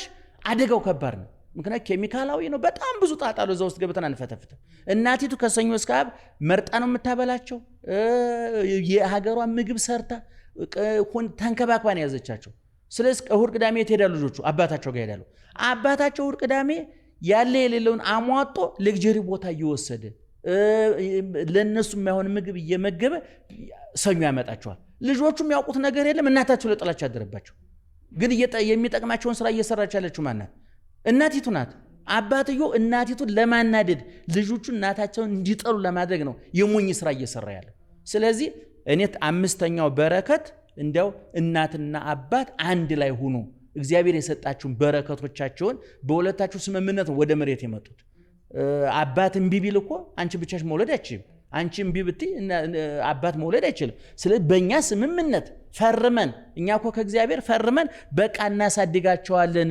ኃላፊነት እኛ እንወስዳለን ስጠን ብለን እኮ ነው የተሰጠነው ስለዚህ እነዚህ በነገራችን ላይ ለልጆቻችን እኛ ምክትል ሞግዚቶች ነን እንጂ ፈጣሪዎቻቸው አይደለም እኛ ወላጆቻቸው በእኛ በኩል ወደ መሬት እንዲመጡ መብት ተሰጠን እንጂ ወደ መሬት እንዲመጡ የፈቀደ የፈጠራቸው እግዚአብሔር ነው ስለዚህ 5ኛው በረከት አንዱ ነው ማሳደግ እኔ አሁንም ቢሆን እንደው በየፍርድ ቤቱ የምትንከራተቱ ልጆቻችሁን እንደ ቁሳቁስ ልጆቻችሁን ለመከፋፈል እያኮበኮባቸው ያላችሁ ሰዎች ቆም ብላችሁ አስቡ በነገራችን ላይ እናቶቻችን የማይፋቱበት ብዙን አበሻ ኢትዮጵያዊ ከፍች ጠብቆት የኖረው ምን እንደው ታውቂያለሽ አንዱ ለልጆች ስል ነው ለልጆች ስል እኔ ልጆችን የእንጀራ አባት አላሳያቸውም እያሉ እናቶቻችን እኮ ተቀጥቅጠው ተረግጠው በሚስት ማዕረግ እኮ ሰራተኛ ሆነው እኮ ነው እዛ አንዳንድ ጊዜ በሚኒስትር ማዕረግ የሆነ ባለስልጣን ባል ነገር አልሰማሽም በሚስት ማዕረግ ገረዱ እኮ እናቶቻችን ነው 41 ትዳር ኢትዮጵያ ውስጥ 40 ዓመት ሞላው እኮ ማለት 40 ዓመት የእናቶቻችን ጫንቃ ተሸክሞት ማለት ነው ለዚህ ነው ከዚህ በፊት ሚዲያ ላይ ተናግሬዋለሁ ለእናቶቻችን እንደው የሰማያታት ሐውልት ቢቋቋምላቸው ላለው ሰማያታት ምንላችሁ ወይ ላውንቸሩን ቦምቡን የታገሱ አይደለም እንዴ ከላውንቸር የከፋ ባላል አይደል እንደ ቦምብ እየመጣ የሚፈነዳ ባላል አይደል እውነቴን ነው የምልሽ እንደ መትረየስ የሚንተከተክ ባላል አይደል እንደ ቡልዶዘር ቤት አፍራሽ መጣ እየተባለ እንዳውሬ እንዴ ይሄን ታግሳ የኖረች እናት እንደው ሰማያት የማትባለው ስለዚህ እኔ እንደው ለልጆቻቸው እናቶቻችን ከፍች ርቀው የኖሩት ቅድም እንዳልኩሽ አንደኛ ለልጆቻቸው እያሉ ሁለተኛ ደግሞ የኛ ማህበረሰብ በፊት ፍችን ይነቅፍ ነበር ልጆች ማደግ ያለባቸው በእናት በአባታቸው እቅፍ ነው። ምናልባት እኛ የተሳሳትነው ነገር ያንቺ ልጅ እኔ ወስጄ አንቺ ከምትመግቢው ምግብ በላይ ከምታዝናኙ በላይ ላዝናናው እችላለሁ። ያንቺን ሽታ ጠረን ያንቺን ፍቅር ልተካለት አልችልም። አባቱም የተካውን ነገር ልተካለት አልችልም። ስለዚህ አምስተኛው በረከት ልጆችን አብሮ ማሳደግ፣ ስድስተኛውና የመጨረሻው በረከት በእግዚአብሔር እቅፍ ማሳደግ። ልጆቻችን እኛ ብቻ አይደሉም። ይሄን ማወቅ አለብን። ዝም ብሎ ወተት መጋት፣ ዳቦ ማግመጥ፣ አሻንጉሊት ማስታቀፍ ብቻ በቂ አይደለም። ለዚህ ነው አብርሃም ይስሐቅን ሲያሳድገው ምግብ ብቻ አይደለም ያበላው፣ ወተት ብቻ አይደለም ያጠጣው፣ ዳቦ ብቻ አይደለም እግዚአብሔርን አሳውቆት። ለዚህ ነው በኋላ አብርሃም እኮ ይስሐቅን ሊሰዋው ሲሄድ የት ነው የምንሄደው አላለም። የት እንደሚሄድ ያውቀዋል። ያን የመሰዋው መስዋዕት እንዳለበት ያውቃል ይስሐቅ። አብርሃም አሳይቶታል። መስዋዕት ለመሰዋት 4 ነገር ያስፈልጋል። እሳት ያስፈልጋል፣ ቢላዋ ያስፈልጋል፣ በግ ያስፈልጋል፣ እንጨት ያስፈልጋል። አብርሃም ማን ነው ይስሐቅን እያሸከመ እዛ ወደ መስዋዕቱ ቦታ እየሰው እግዚአብሔር እያመለኩ ይመጡ ነበር። ልክ ዛሬ እናቶቻችን አሁን ቀረ እንጂ እኮ ልጆቻችን ዳቦ አሸክመው ድግስ ወደ ቤተክርስቲያን ይዘዋቸው ይመጣሉ፣ ያሳድጓቸዋል። እኔ ዛሬም ኦርቶዶክሳውያን የተዋህዶ ልጆች በተለይ እናቶች ልጆቻቸው ቤተክርስቲያን አምጧቸው፣ ዳቦ እያያዙ ይምጡ፣ ለድሃ ብር እንዲሰጡ አድርጓቸው፣ ቤተክርስቲያን መጥተው እንዲሳለሙ፣ ቅዳሴ ጸበል እንዲጠጡ፣ ዕጣኑ እንዲያሸቱ ብፁዕ አቡነ ጎርጎርዮስ የጻፉት መጽሐፍ አለ። ልጆቻችንን የቅዳሴ ቃጭል እንዲሰሙ፣ ዕጣኑ እንዲሸታቸው፣ ካህናቸውን እንዲያውቁ፣ ታቦታቸውን እንዲያውቁ፣ መስቀላቸውን፣ ቤተክርስቲያናቸውን እንዲያውቁ ማድረግ ያስፈልጋል። በእምነት ተቆጥቁጦ ያላደገ ልጅ እንዴ ወተት ብቻ ካጋትሽው እኮ አንቺ ድመትም እኮ ወተት ይጠጣል እኮ ቁም ነገር እኮ የለው። አሻንጉሊት ብቻ እያስታቀፍሽው ከሰው ካራቅሽ ልጅ ህይወትን አርቲፊሻል እያሳየሽ ነው ማለት ነው። ህይወት አርቲፊሻል ነው እያልሽ ነው ማለት ነው። ልጆቻችን ሰው ሊስማቸው፣ ሰው ሊያቅፋቸው ይገባል። ዛሬ ልጆቻችን ከሰው ርቀው ቤት እንኳን ሰው ቤት ስትሄጂ አንቺ ልጆቹ ምንድነው አንቺን ከመሳም ይልቅ ቶሎ ብለው እንደሚቀበሉሽ ስልክሽ ነው የሚቀበሉሽ። ስለዚህ የቁሳቁስ ጥገኛ አድርገናቸዋል ማለት ነው። ስለዚህ በይስሐቅ አባዬ የት ነው የምንሄደው አላለም። የሚሄዱበትን ቦታ ያውቀዋል፣ አስተምሮታል። በግ አልነበረም። ኧረ አባዬ ከማውቀው ነገር አንድ ነገር ጎሏል አለ። ያውቀው ነበር። አየሽ፣ አስተምሮታል ማለት እኮ ነው። ምንድን ነው አንድ ሀብታም ሰውዬው ሞቶ ይባላል፣ ልጆቻችሁ ቤተክርስቲያን አይወስዱም ይባላልና ስለ ቤተክርስቲያን ምንም የሚያውቁት ነገር የለም። እና ሰውዬው ሞቱ እና ቀብር ሲሄዱ የት ነው የሚቀበሉት? ሶደሬ ነው ላንጋኖ ነው ብላለች ይባላል። ልጆቹ ቤተክርስቲያን የሚያውቁት ነገር የለም። ምክንያቱም ምንም አላሳየናቸውማ፣ አላሳደግናቸውማ። አንቺ ሁልጊዜ ልጅሽን መጫወቻ ቦታ እየወሰድሽ፣ ሁልጊዜ አዋሳ ላንጋኖ፣ ሁልጊዜ ዱባይ አሜሪካ እየወሰድሽ ከእግዚአብሔር እቅፍ ለይተሽ እንደ 6 ኪሎ አንበሳ በብረት የታጠረ አውሬ ነው እያሳደግሻለሽ እኮ። እግዚአብሔር ሊያውቁት ይገባል። ኑ ደቂቀ ወስሙኒ፣ ልጆቼ ኑ እግዚአብሔር መፍራት ላስተምራችሁ። ሰሎሞን ዳዊት ልጁን ሲመክር በመጽሐፈ ነገሥት ቀዳማዊ ምዕራፍ 2 ላይ ምንድነው የሚለው? ልጄ ሆይ ሰው ሁን ብሎ ነው የመከረው። ቀቅለን አንፍረህ ጠብሰህ ብላ ማለት አይደለም። ስልጣን ይኑር ገንዘብ ይኑር ማለት አይደለም። ሰው መሆን ማለት 4ቱ ባህሪያት የተስማሙለት እሳት፣ ውሃ፣ ነፋስ፣ መሬት፣ ባህሪየ ነፍስ ደግሞ እንደገና አዋቂነት፣ ህያውነት፣ ዘላለማዊነት፣ ቋንቋ እግዚአብሔር ማምለክ የተስማማለት ማለት ነው። ስለዚህ እግዚአብሔር ይኑር ነው። እኔ ትግሉን ሁሉ መከራውን ሁሉ ጥሼ ያለፍኩት እግዚአብሔርን ይዤ ነው። ስለዚህ እግዚአብሔርን ያዝ። ከቤተ መንግስቱ ይልቅ የማወርስህ እግዚአብሔርን ነው። ቤተ መንግስቱ ጥለው ትሄዳለህ፣ ሌሎች ይወርሱታል። ሀብቱን ወርቁን ብሩ ሌሎች ይወርሱታል። ሌላውን ሌሎች ይወርሱታል። የማይወረስ ሌላው የማይወርስህ የማይነቅስ የማይበላሽ ሞትን ተሻግሮ ለህይወት መቃብርን ለትንሣኤ የሚያበቃ ዘላለማዊ ሀብት ንብረት እግዚአብሔር ነው ብሎ ዳዊት ሲሞት ቤተ መንግስቱን አይደለም እግዚአብሔርን አወርሶት ለልጁ የሞተው። ስለዚህ 6ኛው በረከት ልጆቻችንን በእግዚአብሔር እቅፍ ማሳደግ ነውና እንግዲህ ከ6ቱ በረከቶች ምን ያህሉ እንዳላችሁ አንቺ 6ቱም ተሟልቶልሻል ይመስለኝ። ራይት ላርጋችሁ 6ቱም እንዴው ልጠይቅሽ። እቺ ባላላገኝሽም አግኝቻለሁ። ልጅ የለሽም? አለኝ። ጤነኞች አይደሉ ናቸው? የምታበያችሁ ቸግሮሻል? አልቸገረኝም። ከባልሽ ጋር ነው የምታሳድጊው? አዎ። እሺ፣ ቤተክርስቲያን ትወስጃችኋለሽ? አዎ። 6ቱ ተሟልቷል ማለት ነው። ስለዚህ ከ6ቱ የቱ እንዳልተሟላ እዚህ ላይ ጻፉልና ለሚቀጥለው ሌላ መልስ እናመጣለን። የኔታ አቤት። ቅዱስ ጳውሎስ ላይ ሚስት የኔታ እስቲ ቅኔ ተማሪ የምትመስሉ ደስ ስትሽ። እሰይ። እሺ። ቅዱስ ጳውሎስ ላይ ሚስት ለባሏ ትገዛ፣ ባል ደግሞ ሚስቱን ይውደድ ይላል። ያ ትርጓሜው እንደው በእርሱ አንደበት ብንሰማው፣ ምክንያቱም ብዙ ትርጓሜው ብዙ ሰዎች ላይ በጣም ጥሩ የተለያየ ሀሳብ ስለሚያመጣ ሀሳቡ ያለው እንዳልሽው በሐዋርያው ቅዱስ ጳውሎስ መልእክት ኤፌሶን ወደ ለኤፌሶን ክርስቲያኖች በጻፈው 5ኛው ምዕራፍ ላይ ከቁጥር 20 እስከ መጨረሻው ድረስ ነው። እንግዲህ ይህን መልእክት የጻፈው ቅዱስ ጳውሎስ ነው። ቅዱስ ጳውሎስ እንዲያው ራሱ ከመልእክቱ ይልቅ ራሱ መልእክት የሆነ ሰው ነው። ራሱ የሚነበብ ሰው ነውና 14 መልእክት ነው የጻፈው። 14ቱን መልእክቶች የየራሳቸው እንደየተላከላቸው ሰዎች ጠባይ፣ አቅም፣ ኑሮ፣ ዕውቀትና ባህል ቅርጻቸው የተለያየ ነው እና በዚህ ስለ ጋብቻ በነገራችን ላይ ስለ ጋብቻ ቅዱስ ጳውሎስ በጣም በስፋት የጻፈ ሰው ነው። እንደው ምናልባት በትዳር ውስጥ ያላችሁ፣ በጋብቻ ውስጥ ያላችሁ፣ እስከዛሬ ተጋብታችሁ ያላችሁ፣ ወደፊት ለመጋባት እቅድ ላይ ያላችሁ፣ ወይ ይሄ ፕሮግራም በሚተላለፍበት ቀን የተጋባችሁም ካላችሁ እኔ የሚከተሉትን የመጽሐፍ ቅዱስ ክፍሎች ብታነቡ የሰከነ ትዳር፣ የተደላደለ ኑሮ፣ እግዚአብሔር የሚከብርበት፣ ሕሊና የሚያርፍበት፣ ጎረቤት፣ ጓደኛ፣ መንፈሳዊ ቅናት የሚቀናበት ትዳር መምራት ትችላላችሁ ብዬ አስባለሁ። አንደኛ የሐዋርያው ቅዱስ ጳውሎስ መልእክት የመጀመሪያው ማለት ነው የቆሮንቶስ መልእክት ምዕራፍ 7 ሙሉውን ምዕራፍ። ሁለተኛ የቅዱስ ጴጥሮስ መልእክት አንደኛው፣ ሁለት መልእክቶች ናቸው ያሉት። አንደኛ መልእክቱ 5 ምዕራፎች ናቸው ያሉት። አሁን የምናገረው ግን ምዕራፍ 3 ከቁጥር 1 እስከ 10 ድረስ ያለው። ሶስተኛ ደግሞ አሁን የጠቀስኩት ምዕራፍ ነው በኤፌሶን 5 ከ20 እስከ መጨረሻው ቁጥር፣ የመጨረሻው ቁጥር 33 ይመስለኛል፣ እስከዛ ድረስ ያለው ማለት ነው። እና በአንድ ቤት ውስጥ በመጽሐፍ ቅዱስ አባባል በነ ቅዱስ ጳውሎስ አጻጻፍ በአንድ ቤት ውስጥ 4 ወገኖች ናቸው የሚኖሩት። 1 ባል አለ፣ 2 ሚስት አለች፣ 3 ልጆች አሉ። 4ተኛ ቤተሰብ፣ ሰብአ ቤት ነባሪ ይላቸዋል። ቤተሰብ ምንላቸዋሉ። ቤተሰብ ማለት ምን ማለት ነው? በአሁኑ ጊዜ ሰራተኛ የምንላቸው።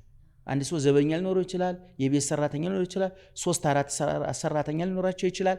እነዚህ በጢሞቴዎስ ምዕራፍ 5 ቁጥር 1 ላይ ሲነበብ፣ በቆላሲስ ምዕራፍ 3 የመጨረሻዎቹ ቁጥሮችና ምዕራፍ 4 የመጀመሪያዎቹ ቁጥሮች ላይም ስንመለከት ሐዋርያው ቅዱስ ጳውሎስ ስለ ባልና ሚስት፣ ስለ ልጆች፣ ስለ ቤተሰብ በደንብ ተናግሯል። ምክንያቱም ሐዋርያት ለምንድነው ስለ ጋብቻ የተናገሩት? ለምንድነው ስለ ባልና ሚስት የተናገሩት? ለምንድነው ስለ ልጆች የተናገሩት?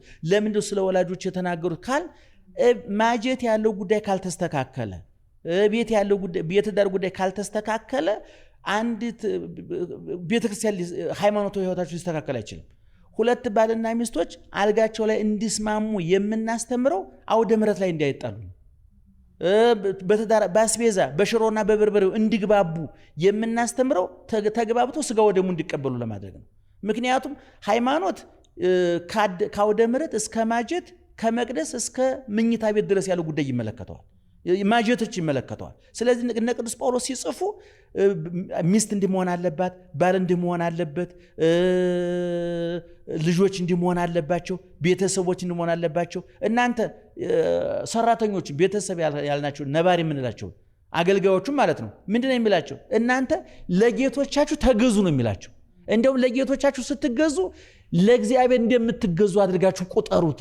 እሺ በጀ ብላችሁ ታዘዟቸው፣ እሺ በሏቸው። ምክንያቱም አንታዘዝም ካሉ ይጣላሉ። ከተጣሉ መጽሐፍ ቅዱስ ይፈርሳል፣ ሃይማኖት ይፈርሳል። ስለዚህ እነ ቅዱስ ጳውሎስን የሚያባክናቸው፣ እረፍት የሚነሳቸው፣ ቀን በሆናቸው ሌሊት በህልማቸው የሚያናውዛቸው፣ እረፍት የሚነሳቸው የክርስቶስ ጉዳይ ነው፣ የሃይማኖት ጉዳይ ነው። ሃይማኖት ደግሞ ቅድም እንዳልኩሽ አውደ ምሕረት ብቻ አይደለም ያለው። እንደ አንዳንዱ አባወራ እኮ እንደ በቆሎሽት በብርድ በጋቢ ተጠቅሎ ቤተሰመቱ አስቀድሶ ግንበቱ ሚስቱን የሚደበድብ እኮ አለ። ይህ እንዲህ አይነቱ ቤተክርስቲያን ተሳለመ ነው ተላተመ ነው የሚባለው። ማጀቱ ይመለክ እና ሐዋርያት ቅዱስ ጴጥሮስም ቅዱስ ጳውሎስም ሌሎችም ስለ ጋብቻ አተኩረው የጻፉት የባልና ሚስት ስምምነት፣ የአልጋ ላይ ስምምነት፣ የማጀት ስምምነት፣ የወሮጭ ስምምነት፣ ልጆች በማሳደግ የሚያደርጉ ስምምነት ከተግባቡ ምን ይሆናል? ከተግባቡ ይቆርባሉ፣ ከቆረቡ ይጸድቃሉ። ለመቁረብ መስማማት አለባቸው። ለመስማማት ደግሞ ቅድም ያልኩሽ ነገር መስተካከል አለባቸው። ስለዚህ ስለ ባልና ሚስት ብቻ አይደለም የጻፈው፣ ስለ ልጆችም ጽፏል፣ ስለ ቤተሰብ ጽፏልና በአንድ ቤት ውስጥ ባል ራስ ነው፣ ሚስት ከዛ ቀጥሎ አለች፣ ልጆች ከዛ ቀጥሎ አሉ፣ ከዛ ቀጥሎ ቤተሰቦች አሉ።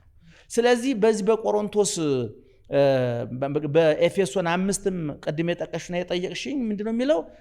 ዋንተን ይሄ አንስት እናንተ ሴቶች ሆይ ታዘዛ ለባሎቻችሁ ታዘዙ ተገዙ ይልና ወከማው እናንተም ወንዶች ሚስቶቻችሁን ውደዱ ይላል። ትልቁ ጥያቄ እኔ መልሼ አንቺን ልጠይቅሽ ከመታዘዝና ከማፍቀር ዋጋ የሚያስከፍለው ማን ነው? ማፍቀር። እሺ ልገልብጠው ጥያቄው። ከአፍቃሪና ከተፈቃሪ ይልቅ ብዙ ዋጋ የሚከፍለው ማን ነው? ለምሳሌ አንቺ አንዲት ሴት አፈቀረች እንበል። አፍቅራ ልቧ ውልቅ ብሎ 6 ሰዓት እንገናኝ ትለዋለች። እሷ ምናልባት እዛ ቦታ 5 ሰዓት መታ ሊሆን ይችላል። እሱ ግን 6 ሰዓት 8 ሰዓት ሊመጣ ይችላል። 8 ሰዓት መጥቶ ለምን አረፈርክ ብላ የመጠየቅ ሞራል የላትም። ፍቅር ዋጋ ያስከፍላል። ለምሳሌ አንቺ ካፈቀረሽ ሰው ጋር ከዚህ ደብረ ዘይት እንሂድ ቢልሽ ቅር አይልሽም። ከምትጠይው ሰው ጋር ከቤት እስከ በረንዳ መውጣት ከባድ ነው። ስናፈቅር ዋጋ ይሄ ምሳሌ ቅዱስ ጳውሎስ ምንድን ነው ያለው? ሚስቶች ለባሎቻችሁ ተገዙ፣ ባሎች ሚስቶቻችሁ ውደዱ ይልና ቀጥሎ የሚያመጣው ምሳሌ ነው ይሄን የሚተረጉምልን። ክርስቶስ ቤተ ክርስቲያንን እንደወደዳት ባሎች ሚስቶቻችሁን ውደዱ።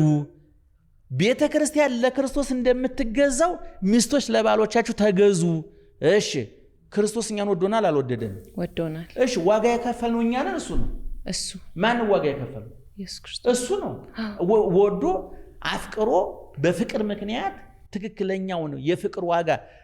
ክርስቶስ እኮ ፍቅር ምንድነው ተብሎ ቢተረጎም እኮ የተቸነከረ እጁን ነው የሚያሳይሽ፣ በጦር የተወጋ ጎኑን ነው የሚያሳይሽ፣ በጥፊ የተመታ ፊቱን ነው። ፍቅር ማለት ይሄ ነው፣ የሚብራራ አይደለም። ብዙ ጊዜ ፍቅር ሚስቴ ስለ ፍቅር ማብራራት ከጀመረች ፍቅር አልቆባታል ማለት። ፍቅር አይብራራም፣ ይኖራል። ፍቅር ይኖራል እንጂ አይብራራም።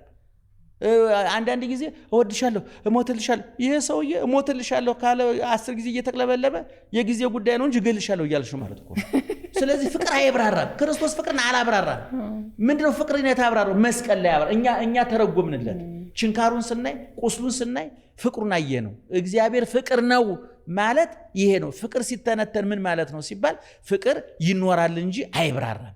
ስለዚህ ወንዶች ሚስቶቻችን ውደዱ አለና ክርስቶስ ቤተ ክርስቲያንን እንደወደደ ወዶ ምን አደረገላት ይልና ቅዱስ ጳውሎስ ያን ሁሉ ዋጋ ከፈለላት። ስለዚህ ባሎች ሚስቶቻችሁን ውደዱ ማለት ዋጋ ከፈሉላቸው፣ ተረዷቸው፣ አዳምጧቸው።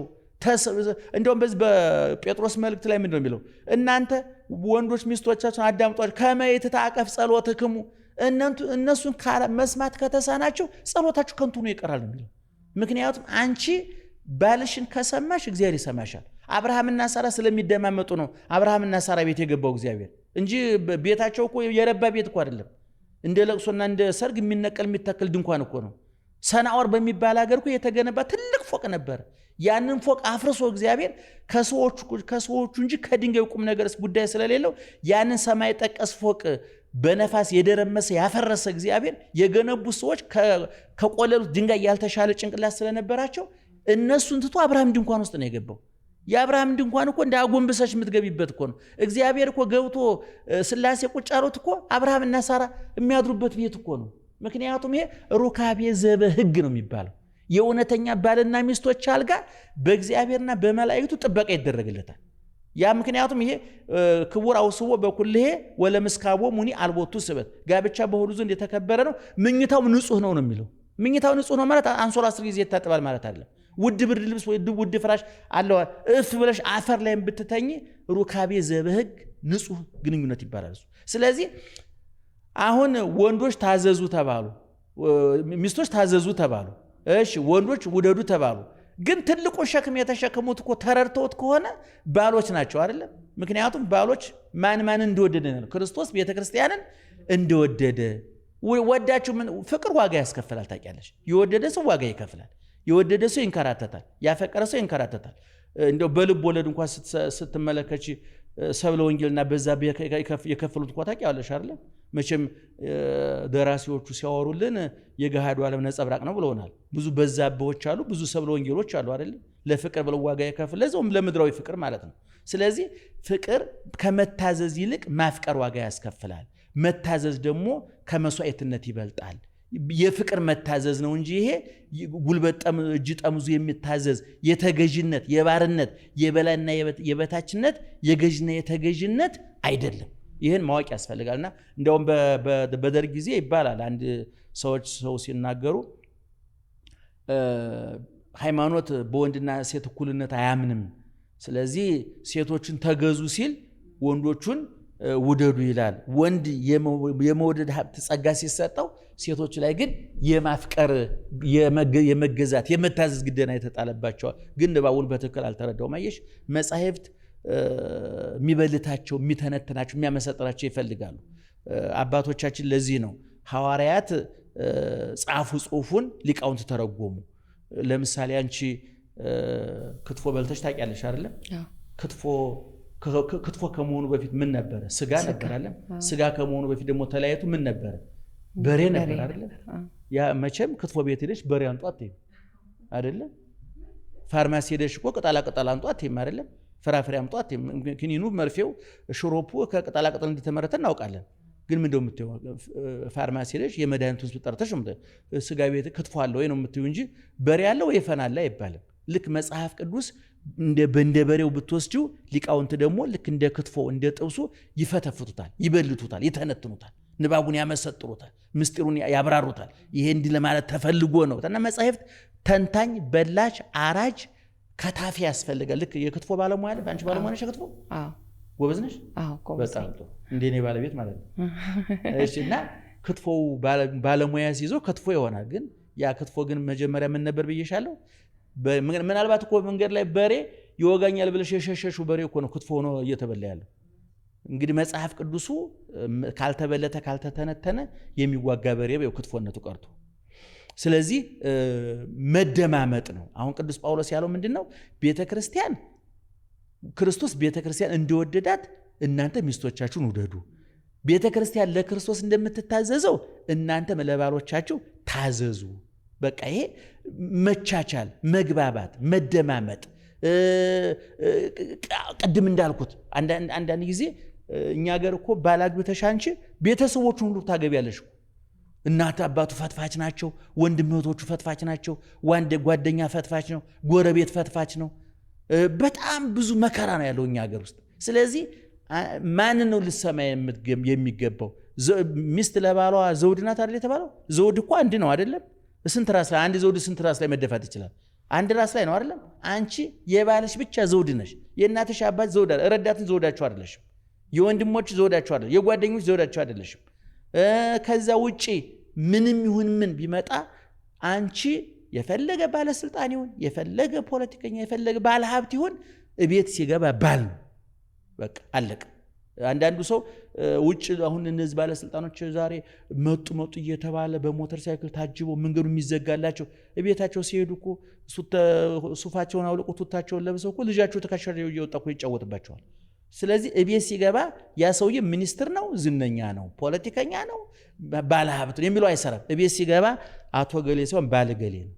ስለዚህ አሁን ደግሞ የመጣው ምንድነው? እንደውም አንዲት እህት ኢንተርኔት የምትባል ጉድ ሰራች ብላኛለችና ሶሻል ሚዲያ እቤት ሲገባ ሰውየው ልክ እንደገባ እንትኑ እዛ ላይ ነው የሚጫነው። እንግዲህ ሚስቱን ይረሳታል ማለት ነው። እኔ በቅርብ ጊዜ እንደውም ተናግሬዋለሁ። አንድ ሰው ለምክር እኔ ጋር መጣ እና በግንኙነት አልተስማሙምና በዛው ጉዳይ ነው፣ ዝርዝር ጉዳይ አልገባም። እና እስኪ አንተ የቀን ውሎህን ንገረኝ አልኩት ሰውየው። እና ጠዋት 11 ተኩል እነሳለሁ አለኝ።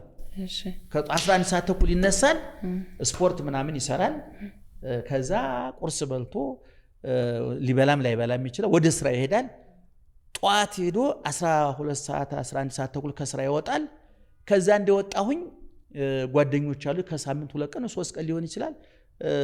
ጓደኞች ጋር አመሻለሁ እስከ 2 ተኩል እስከ 3 ልቆይ ይችላል። በአብዛኛውን ጊዜ እቤት እገባለሁ። እቤት እንደገባ ምን ታደርጋለህ? በቃ ቤት ገብቼ ቱታዬን ለብሼ ሶፋ ላይ ቁጭ ብዬ እናንተ አይነት ንግግሮችን አጠገቡ ስላልሆነ የጠቀሰኝ እንጂ ትዝ ላላችሁ ይችላል። እና ለጊዜው አጠገቡ ያሉት እኔ ስለነበርኩኝ እሺ እስከ ስንት ሰዓት? እንደው በአብዛኛው ከ4 ሰዓት እስከ 4 ሰዓት ተኩል እዛ ቆያለሁ። ልብ አድርጊ፣ ይሄ ሰውዬ ካልጋው የተነሳው ስንት ሰዓት ነው? 11 ተኩል ጠዋት ማለት ነው። ከሌሊቱ ስንት ደቂቃ ወስደናል? ማታ ወደ አልጋ የሚሄደው 4 ሰዓት 4 ተኩል። እሺ 4 ሰዓት እንበል። እሺ 4 ሰዓትና 12 ሰዓት ተኩል ደምሪው 16 ሰዓት ተኩል። ከ24 ሰዓት ውስጥ ስንት ሰዓት ተለይቷታል እቺ ሴት? 3/4 በቃ 3/4ኛውን ተለይቷታለችን ሴት። እሺ ቢሮ ከሄድክ በኋላ አስተደውላለሁ ወይ? አይ እኔ አልደውልም በቃ እሺ እንዲህ አድርግ አልኩት። ዝም ብዬ እግዚአብሔር የገለጠልኝ ነው። እሷ የቤት መቤት ናት፣ ልጆች ነው የምታሳድገው። ብዙን ጊዜ እንደው እዚህም ላይ መልእክት ለማስተላለፍ ሚስቶቻችን ቤት ያሉ ሰዎች ልጆች እያሳደጉ ያሉ ሚስቶች ያሉን ወንዶች አንተ ነጋዴ ሆነ ሱቅ ልትሆን ትችላለህ፣ የቢሮ ሰራተኛ ልትሆን ትችላለህ፣ ፓይሎን ልትሆን ትችላለህ። ምንም ስራ ዘበኛ ምቱን ጠቅላይ ሚኒስትሩ እሱ አያገባኝም። ማንኛውንም ስራ ተላላኪ ምን አስመጭና ላኪ እሱ የኛው ችግር አይደለም። ብቻ እንጀራ የምትበላበት ስራ እየሰራ ነው። አንተ እውጭ እየሰራ ስትመጣ እቤት ሚስትን ስታገኛት ምን ብለን ነው የምናስበውኛ? እሱ ሲሰራ ውሎ እሷ ቤት ቁጭ ብላ ያዋለች ይመስለዋል። ይሄ በጣም በጣም በጣም ስህተት ነው። እሷ ቤት ቁጭ ብላ አይደለም ያዋለችው። እንደውም ከባዱን ስራ ከልጆች ጋር ስትሯሯጥ የልጆችን ጠባይ ታግሳ ምን በሉ ምን ጠጡ ምን ለበሱ ብላ የሱን ቀንበር ተሸክማለት ያዋለችው ሚስቱ ናት። ስለዚህ እኔ ሰርቶ 5000 ብር አምጥቶ እንደሆነ ለጭንቅላቱ መንገር ያለበት 2500 እንዳመጣ ነው። 2500 የሷ ድርሻ ነው። 50 ብር አምጥቶ እንደሆነ 25 ብር የሷ ነው። ስለዚህ ይሄ ሰውዬ ይቺ ሴት ቤት ነው የምትውለው፣ የጎደለ ነገር የለም ቤት። ካሁን በኋላ ምን ታደርጋለህ መሰለህ አልኩት። ጧት ልክ እንደገባህ ወደ 3 ሰዓት አከ ደውልና የኔ ፍቅር ቁርስ በላሽ ወይ በልና አስታውሳት። ቀጥለህ በተከታታይ እንዳታደርገው። የሆነ ከሌላ በኩል የመጣ አንዳንድ ጊዜ የባረቀተትና ያጋጥምሻል። አንዳንድ ባል የባረቀተትና ቤት መጥቶ ካሳይ የውጭ ወንጀል ሰርቶ መጥቷል ማለት ነው። ጤነኛ ትትና አይደለም እሱ። ለምሳሌ አንቺ እወድሻለሁ ብሎ ስሞሽ የማያውቅ ባልሽ ድንገት መጥቶ ከሳመሽ ከኋላ የሚያሳድድ ወንጀል አለ ማለት ነው። ያን ወንጀል ለመሸሽ የሚያደርገው ጥረት ነው። እኔ የባረቀተትና ከጀርባው ወንጀል ሲነምን ስለሚኖር ሴቶች ነቃበሉ ወንዶቹ ነው። እውነቴን ነው የምልሽ። የባረቀተትና መጥፎ ነው። ስለዚህ ጧት 3 ሰዓት ላይ ቁርስ በላሽ ብለህ ደውልላት አልኩት። ደወለ። በሚቀጥለው 7 ሰዓት ላይ አድርገው አልኩት። አደረገው። እንደገና ደግሞ ዝም ብለህ የሆነ ሱፐርማርኬት ገብተህ ወይም ደግሞ እኔ እኮ ድንገት ሳለፋይቸው ትዝ አልሽኝና እንዲጠቅም እንደሆነ ብዬ ገዝቼው መጣሁ በላት። አሁን ይሄ የባልና ሚስት ያልጋ ላይ ግንኙነት እንደ ማንኛውም የቡና ቤት የዝሙት ግንኙነት መቆጠር የለበትም። ለምሳሌ አንድ ቡና ቤት አንድ ወንድ ከአንድ ሴት ጋር ቢተኛ ከዛ በፊትም አያውቃትም፣ ከዛ በኋላ አያስታውሳትም። ሚስትና ባል ማለት ግን ወደ ኋላ የሚያስታውሱ የትናንትናውን የሚገመግሙ የነገውን የሚያልሙ የዛሬውን የሚፈጽሙ ማለት ነው። ትናንትናም ትውስታቸው ውስጥ አለ፣ ነገም ምኞታቸው ውስጥ አለ፣ ዛሬ ደግሞ ተግባራዊ እንቅስቃሴያቸው ውስጥ አለ። ስለዚህ ቀን ስታዘጋጃት ዋልክ። አሁን እሱ በግንኙነት እምቢ ያለች ነው መነሻው። ስለዚህ እምቢ ያልካት የት ታውቃለች? ቀን እኮ ስታዘጋጃት አልዋልክም አንተ። ደውልላትና አስታውሳት። ቀኑን አንተ በደወልኩ ጭንቅላቷ ውስጥ እያጠነጠነችው ትውላለች። ማታ ወደ አልጋ ስትወጡ ቀን የምታውቅህ ነው የምታገኛት። እና ይሄን አድርግና እስቲ ይሄ ካልተሳካ ደግሞ ሌላ አማራጭ እንፈልጋለን አልኩት። በ10ኛው ቀን ደወለልኝ። መጋቢ ሐዲስ ተሳክቷል አለኝ። አየሽ መጀመሪያም ስህተቱ ምንድነው? መርሳት፣ ማስታወስ። ግንኙነት የጭንቅላት ዝግጅት ያስፈልገዋል፣ የአእምሮ ዝግጅት ያስፈልገዋል። ስለዚህ እኔ በትዳር ውስጥ ያሉ ሰዎች እነዚህን ነገሮች ማሟላት አለባቸው። ሌላው በትዳር ውስጥ እኔ የመንገድ መብራት መኪና ትነጃለሽ አይደል? መብራት ስንት አይነት መብራት ነው ያለው መንገድ ላይ? የትራፊኩ ማለት ነው። አረንጓዴ፣ ቢጫ፣ አረንጓዴ፣ ቢጫ፣ ቀይ። ቢጫው ምንድነው? ማስጠንቀቂያ። ቀዩ ቁም። አረንጓዴው እለፍ። በጣም ደስ የሚል የትኛው ነው አንቺ? አረንጓዴው ነው ወዶ እለፍ ይብስልሽ። ቀዩ ደስ ያለሽ ማለት? ቀዩ እናደዳለው ደግሞ ከቀዩ ቢጫው ቀለል ይላል ይሻለኛል። እኔ አሁን ሁልጊዜ ምሳሌ ሰጥቼ ሳስተምር አረንጓዴ ቢጫና ቀይ ትዳሮች አሉ።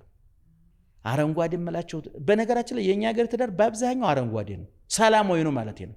በጥቃቅን ጉዳዮች እኔ አንዳንድ ጊዜ ተጣልተው በቃ ነገሩ ተበላሽቶ እንደው ድብልቅልቅ ብለው የመጡት ተምረን ወንጌል ተምረው መጽሐፍ ቅዱስ ተምረው መክሪያቸው ስንጨርስ መጨረሻ ላይ አንድ ጊዜ እንደው ምን አለኝ፣ እኔ ያፈርኩት በመጣላቴ ሰው በተጣላሁበት ነገር ነው አለኝ። ያሳፍርሻል። ብትወያይ ብትነጋገር በጣም ቀላል እኮ ነገር እኮ ነው። እና አረንጓዴ ነው አብዛኛው። ከዛ ቢጫ አለ። ወደ ቢጫው ወደ ቀዩም ወደ አረንጓዴውም ሊሄድ ይችላል። ቀዩ ማለት በግድ መፋታት ያለባቸው ሰዎች አሉ። ይኸውልሽ አሁን እኛ ደፍረን የማንናገረው ብልጥ ስለሆነ ይሄን ብናገረው እንደው ሰው ይቀየመኛ ብለን የምናልፈው ምን አለ፣ አብረው መኖር የሌለባቸው መፋታት ያለባቸው ሰዎች አሉ። እውነቴን ነው የምልሽ። ግን እነዚህ ጥቂት ሰዎች ናቸው፣ ብዙ ሰዎች አይደሉም። በቃ መፋታት ግዴታ ያለባቸው በቃ የማይጣጣሙ ነፍስ የሚጠፋፉ ሰዎች እኔ አውቀዋለሁ። እኔ ጋር ሲመጡ እኔ በአብዛኛው ከ10 እኔ ጋር ከመጡት ከ10 እንደው 7 ተኩል 8 የሚሆኑት አረንጓዴ ውስጥ ያሉ ሰዎች ናቸው። ምናልባት የሚያስተምራቸው የሚመክራቸው በማጣጣቸው ወደ ቀይ እያዘገመ ያለ ወደ መፋታት እያዘገመ ሊጠገድ የሚችል ከ10 1 ወይም 2 ሊሆኑ ይችላል። በግድ መፋታት ነው ያለባቸው። እኔ እንዲህ አይነት መፍትሄ የሌለውን ጉዳይ እኔ ተፋቱ አልልም። እኔ እነሱ በራሳቸው ምክንያቱም ነገ ደግሞ ድንገት ተፋቀርን ብለው ደግሞ እሱ ተፋቱ ብሎ ነበረው ስሜ እንዲያጠፉኝ አልፈልግም እኔ። ነገር ግን መፋታት ያለባቸው ሰዎች ጥቂት ሰዎች፣ ነገር ግን አብዛኛው ግን መወያየት፣ መነጋገር፣ መመካከር ባለመቻላችን ምክንያት የመጡ ሰዎች ናቸው። እና እንግዲህ እዚህ ውስጥ ይህን የምሰሙ ሰዎች ትዳሬ አረንጓዴ ነው፣ ቀዩ ነው፣ ቢጫው ነው ብላችሁ ገምግሙና በአብዛኛው አረጋግጥላችኋለሁ አረንጓዴ ነው።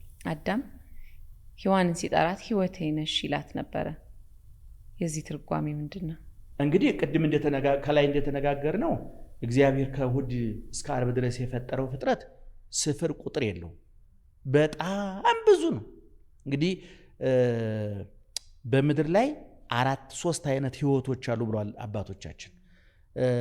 አንዱ ህይወት መልአካዊ ይባላል፣ ሁለተኛው ህይወት ሰብአዊ ይባላል፣ ሶስተኛው ህይወት እንስሳዊ ይባላል። ህይወት መልአካዊ ማለት መላእክት ተፈጠሩ ይኖራሉ፣ ሞት አያውቃቸው። መላእክት ተፈጠሩ ይኖራሉ፣ ህማም በሽታ አያውቃቸውም። ማግባት፣ መጋባት፣ መፋታት፣ መሾም፣ መሻር፣ ማትረፍ፣ መክሰር፣ ጤንነት፣ በሽታ እኛ የሚነጠን የሚያንገላታን የሚያናውጠን የዓለማዊ ስጋዊ ፈተና ሁሉ የለባቸውም። ለዚህ ነው ክርስቶስ ኋላ ሙታን ሲነሱ እንዴት ይሆናሉ ተብሎ ለተጠየቀው ጥያቄ በሰጠው መልስ እንደ እግዚአብሔር መላእክት ይሆናሉ ነው ያለው። የእግዚአብሔር መላእክት አያገቡም፣ አይጋቡም፣ መወፈር፣ መክሳት፣ ማደግ፣ መቅጠን የለባቸውም። ጸጉር ያደገልላቸው፣ ጥፍር ያደገልቆረጠው፣ ሰውነት የከሳ ልጨምርበት፣ ሰውነት የወፈረ ልቀንሰው የሚል ጣጣ የለባቸውም። ስለዚህ ያ መልአካዊ ህይወት ይባላል። መልአካዊ ህይወት ማለት ምንድነው? አንድ ጊዜ የተፈጠሩ ግን የማይሞቱ ባጭሩ ሞት የማያውቃቸው ማለት ነው። ሁለተኛው ህይወት የእንስሳት ህይወት ነው። የእንስሳት ህይወት እንደ መላእክት እንደ ሰው ተፈጥረዋል፣ ይኖራሉ፣ ይሞታሉ፣ እንደ ሞቱ ይቀራሉ። የእንስሳት ህይወት የምንለው ከሰውና ከመላእክት ውጭ ያሉት እያልኩሽ ነው ባጭሩ። ይፈጠራሉ፣ ይኖራሉ፣ ይሞታሉ፣ እንደ ሞቱ ይቀራሉ። ህይወት እንስሳዊ የሚባለው። አሁን ሶስተኛውና አነጋጋሪው ህይወት የሚያጓጓው የሚያሳሳው ህይወት ግን የሰው ህይወት ነው። የመላእክት ህይወት ስንት አይነት ነው? አንድ አይነት ነው። ተፈጠሩ፣ ኖሩ፣ አይሞቱም። የእንስሳት ህይወት ምን ማለት ነው? አንድ አይነት ነው። ተፈጠሩ፣ ኖሩ፣ ሞቱ። የሰው ህይወት ግን ከሁለቱም ተቆንጥሮ የተፈጠረ ህይወት ነው። እንደ መላእክት ዘላለማውያንን፣ እንደ እንስሳት ጊዜያውያንን። ታውቂያለሽ። አሁን መላእክት ቅድም እንደነገርኩሽ አይሞቱም አይደለም? እኛ እንሞታለን አንሞትም? እንሞታለን። እንስሳት ይሞታሉ አይሞቱም? ይሞታሉ። በዛ እንመሳሰልም። እንስሳት እንደሞቱ ምን ያደርጋሉ? ይቀራሉ፣ አይነሱም ማለት ነው። እኛ ግን ሙተን እንነሳለን አንነሳም? እንነሳለን፣ ክርስቶስ ሲመጣ አይደለም? ስለዚህ እንደ መላእክት ለዘላለሙ፣ እንደ እንስሳት ለጊዜው እንኖራለን ማለት ነው ባጭሩ። ስለዚህ እኛ በሁለቱም ህይወት አንቀናም። ለምሳሌ መላእክት እንሙት ቢሉ አይችሉም። እንስሳት ለዘላለም እንኑር ቢሉ አይችሉም። እኛ ግን በመላእክት እንዳንቀና ክርስቶስ ለዘላለም እንድንኖር አድርጎናል በትንሣኤው። በእንስሳት እንዳንቀና እንበላለን፣ እንጠጣለን፣ እንሞታለን። ስለዚህ ከሁለቱም ህይወት ቀምሞ በሰውም በመላእክትም በእንስሳትም እንዳንቀና አድርጎ መካከል ህይወት ሰብአዊ አድርጎ ፈጥሮልናል። ስለዚህ ሊቃውንተ ቤተክርስቲያን 2-3 አይነት ህይወት መላካዊ፣ ህይወት እንስሳዊ፣ ህይወት ሰብአዊ ያለ ብለው አብራርተዋል። እንግዲህ ቅድም ወደዛ ስንወስደው ቅድም እንዳልኩሽ አዳም ለምንድን ነው ያ ሁሉ ፍጥረት ተፈጥሮ ያ ሁሉ እንግዲህ ወርቁ፣ አልማዙ፣ አትክልቱ፣ አዝሪቱ፣ እጽዋቱ፣ ፀሐዩ፣ ጨረቃው፣ ከዋክብቱ፣ መላእክቱ ተፈጥረው ይሄን ሁሉ ነገር ህይወቴ ነው ሳይል ለምንድን ነው ሔዋን ህይወቴ ያላት ሲሉ ሊቃውንቱ፣ አንደኛ በእሷ ምሳሌ የተፈጠረች ናት። በእሷ ምሳሌ የተፈጠረችው እንግዲህ ቅርጻ አሁን ለምሳሌ እናንቺ እጃችን ቅርጻችን አንድ አይነት ነው፣ ተመሳሳይ ነን። እንግዲህ የመልክ ጉዳይ ጠይም፣ ቀይ፣ ጥቁር ልንሆን እንችላለን። ወፍራም፣ ቀጭን፣ አጭር፣ ረጅም ልንሆን እንችላለን። በተለያዩ ልንለያይ እንችላለን። ግን በሰብአዊ ባህሪያችን በመናበብ በመደማመጥ በአራቱ ባህሪያተ ሥጋ በአምስተኛ ባህሪየ ነፍስ ተመሳሳዮች ነው። ስለዚህ አንደኛ ሔዋን ህይወቱ ናት፣ ኑሮው ናት፣ ከሷ ያገኘውን ደስታ ከእንስሳት አላገኘውም፣ ከአራዊት አላገኘውም። በሚበላው ምግብ በሚለብሱ ከሌሎች ሊያገኙ አይችልም። ከሔዋን የሚያገኘውን ነገር ብቸኛው ከሔዋን ብቻ ነው የሚያገኘው። ስለዚህ ሕይወቴ ደስታዬ ማለቱ ነው። በሁለተኛ ደረጃ ግን ሕይወቴ ብሎ አዳም ነቢይ ካህን ይላሉ አባቶቻችን። ሕይወቴ ነሽ አላት በአንቺ ምክንያት ካንቺና ከኔ በምትገኘው በዳግሚት ሔዋን በድንግል ማርያም አማካኝነት አዲስ ሕይወት አገኛለሁ ሲላት ነው ብሎ ሊቃውንት ይተረጉማሉ። ግን አሁን ለጊዜው በባልና ሚስት ጉዳይ ስለሆነ እየወሰድን ያለ ነው። ሚስት ለባሏ ሕይወት ናት፣ ዘውድ ናት፣ ክብር ናት፣ ጸጋ ናት። አንቺ የሰውነት እንዴ አንቺ አሁን እዚህ ለቀረጻ ስትመጭ እኮ ፀጉርሽን አበጥረሽ ተስተካክለሽ ነው የመጣሽው። እኔም እንደምታይ ለብሼ ነው የመጣሁት።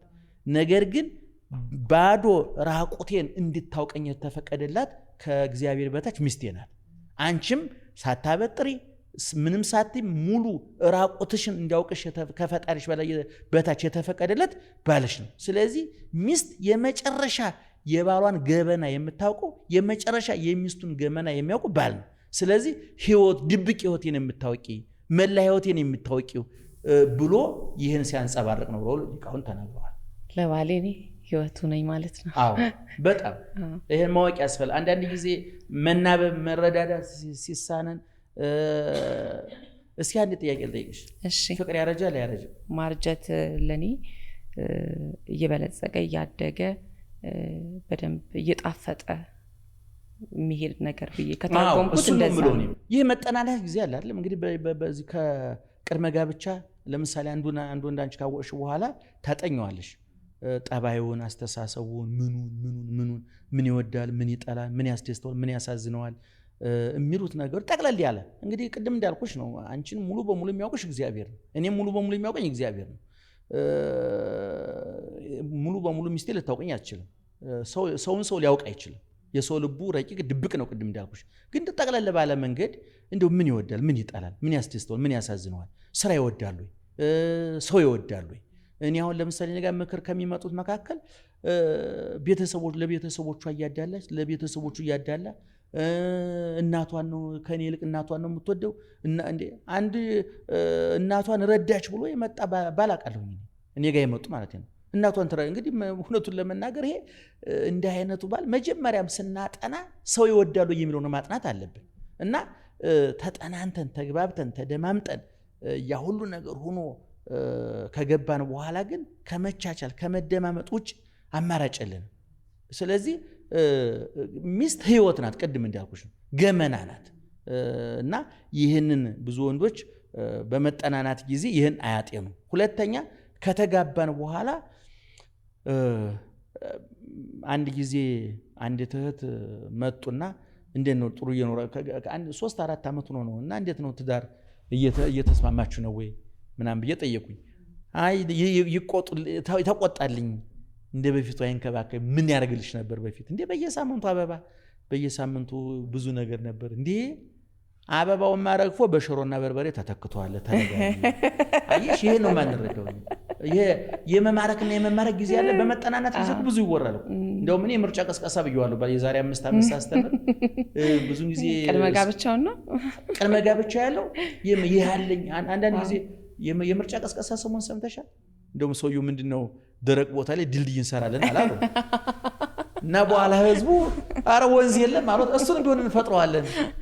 ስለዚህ እኔ ምርጫ ቀስቀሳ ሰሞን አንድ ወንድ እጅ ለማር አንድ ሴት እጅ ለማር ብዙ ነገር ሊወራ ይችላል።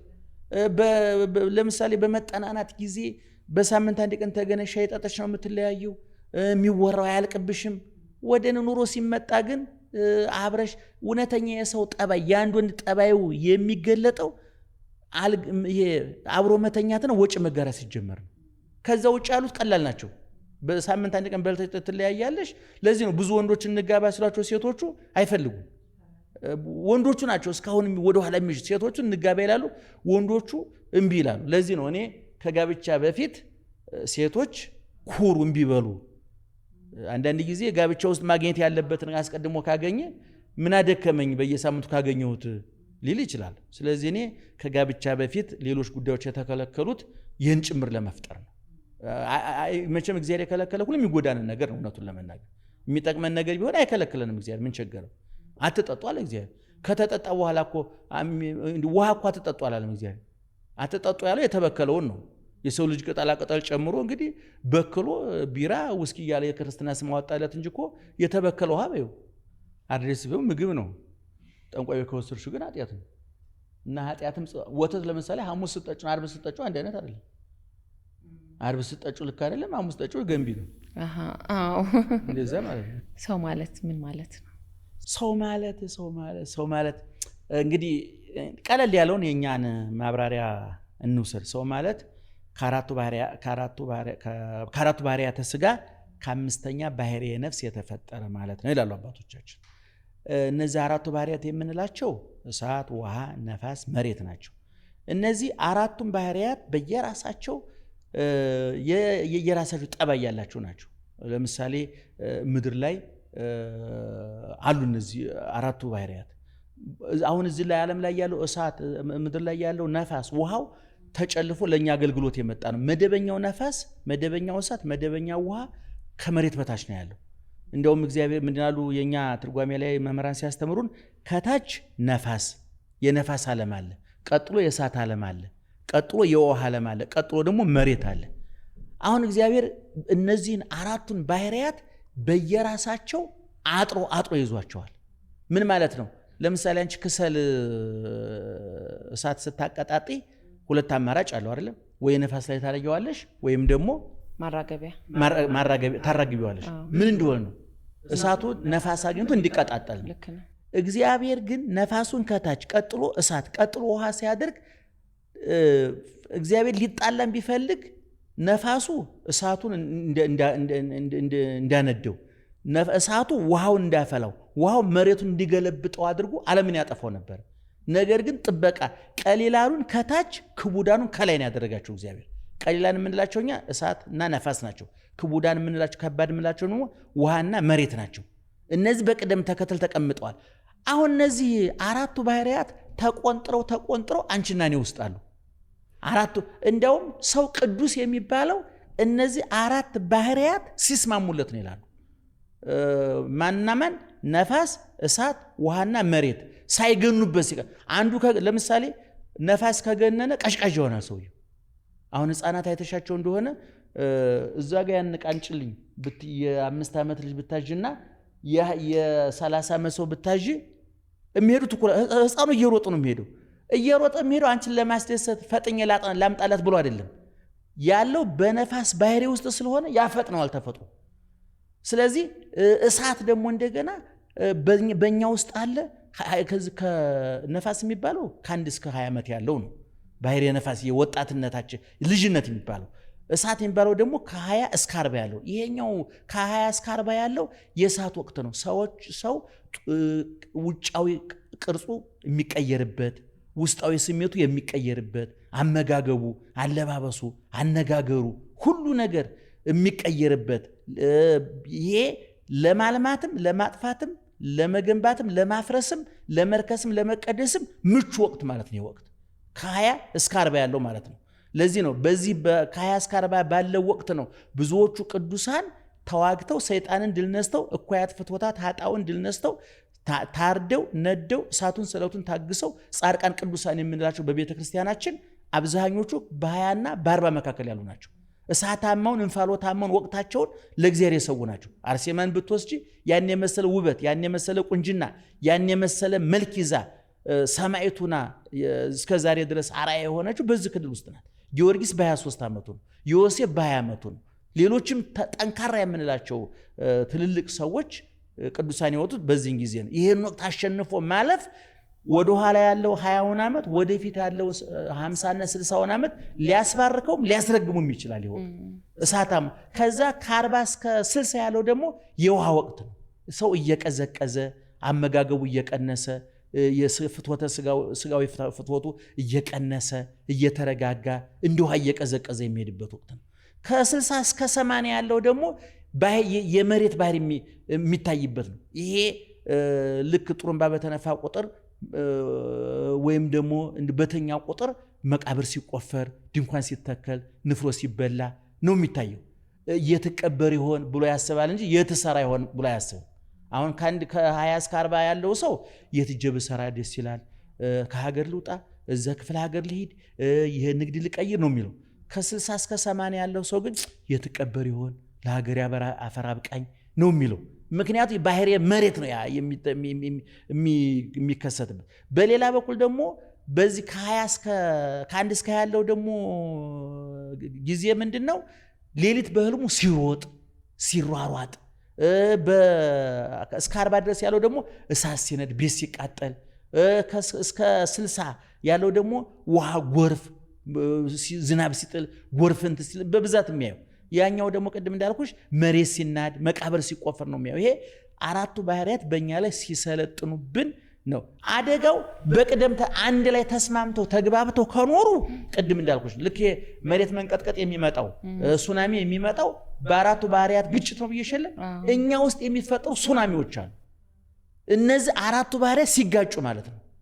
አሁን በማቴዎስ ወንጌል ምዕራፍ 18 ላይ ኢየሱስ ክርስቶስ ባስተማረው ሊቃውንት ሲተረጉ ምን ብለዋል? ሰው ቅዱስ የሚባለው 4ቱ ባህሪያት ሲስማሙለት ነው ይላሉ። ነፋሳዊ ባህሪው ከገነነበት ቀዥቃዣ ይሆናል። እሳታዊ ባህሪ ከገነነበት ቁጡ ኃይለኛ ይሆናል። የውሃ ባህሪ ከገነነበት ጠጭ ይሆናል። የመሬት ባህሪ ከገነነበት እንቅልፋም ይሆናል።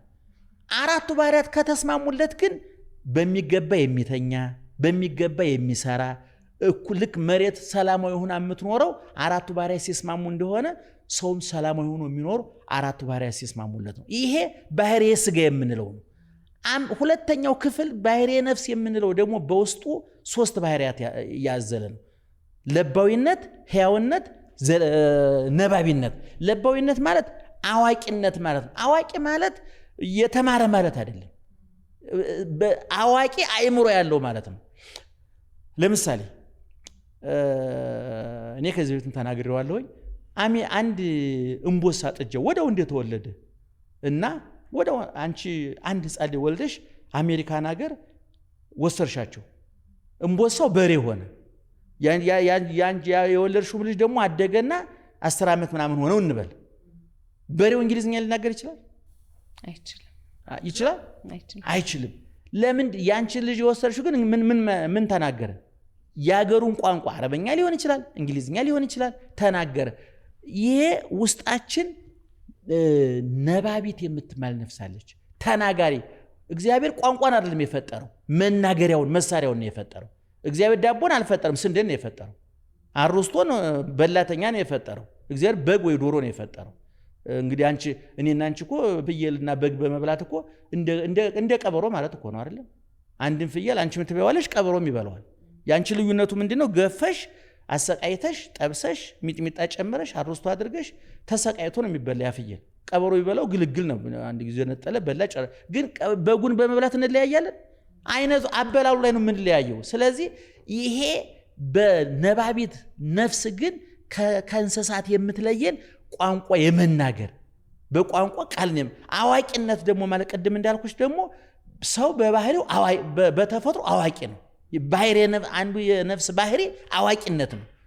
ትምህርት ቤት ለምሳሌ ትምህርት ቤት ሳይገባ ሰው በራሱ አዋቂ ነው። ትምህርት ቤት የገባው ራሱ አዋቂ ነፍስ ውስጡ ስላለች ነው፣ የምታውቅ ነፍስ ስላለች ነው።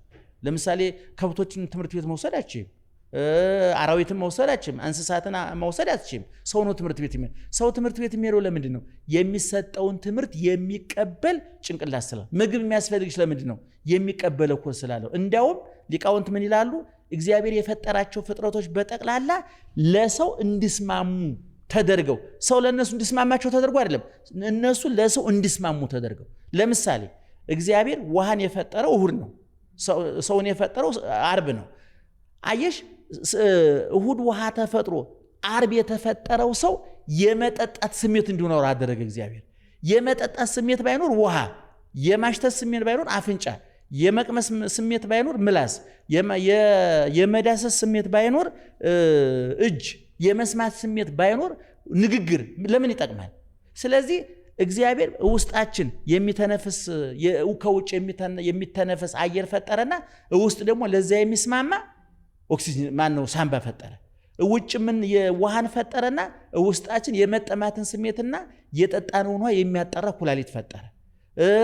ውስጣችን ከራስ ፀጉራችን እስከ እግር ጥፍራችን ድረስ የተዋቀርን። ለምሳሌ ሰው በቃ እኔ አላኝክም አላላምጥም ዝም ብዬ በመርፌ ወይም ደግሞ ግሉኮስ እየጠጣሁ መኖር ይችላል ሊል ይችላል። ይሄ ከባድ የተፈጥሮ መዛባት ያመጣል። ምክንያቱም ከዚህ ጀምሮ እስከ ታች ድረስ የተዘጋጀው መዋቅር ለዛ የተመቸ ነው። ጥርሳችን ያኝካል፣ ጎሮሯችን ያን ይቀበላል፣ ተቀብሎ ለጨጓራ ይሰጣል፣ ጨጓራ ይፈጭና ለታላቁ አንጀት ይሰጣል። ያ ደግሞ ያጣራን ልባችን የተዋቀሩት የስሜት ውስጥ ያሉት ህዋሳት በጠቅላላ ከውጭ ለምናስገባው ነገር እንዲስማማ ተደርገው የተፈጠሩ ናቸው። የሚገርምሽ ነገር ከዛ በኋላ አሁን ለምሳሌ አንቺ ውሃ ጠጥተሽ ይሄ ለደሜ ይሁን ይሄኛው ደግሞ በሽንት መልክ ይውጣ ብለሽ አንቺ ነሽ የምትወስኙ? የምታውቂው ነገር የለም። የአንቺ ስራ ሲጠማሽ መጠጣት ብቻ ነው።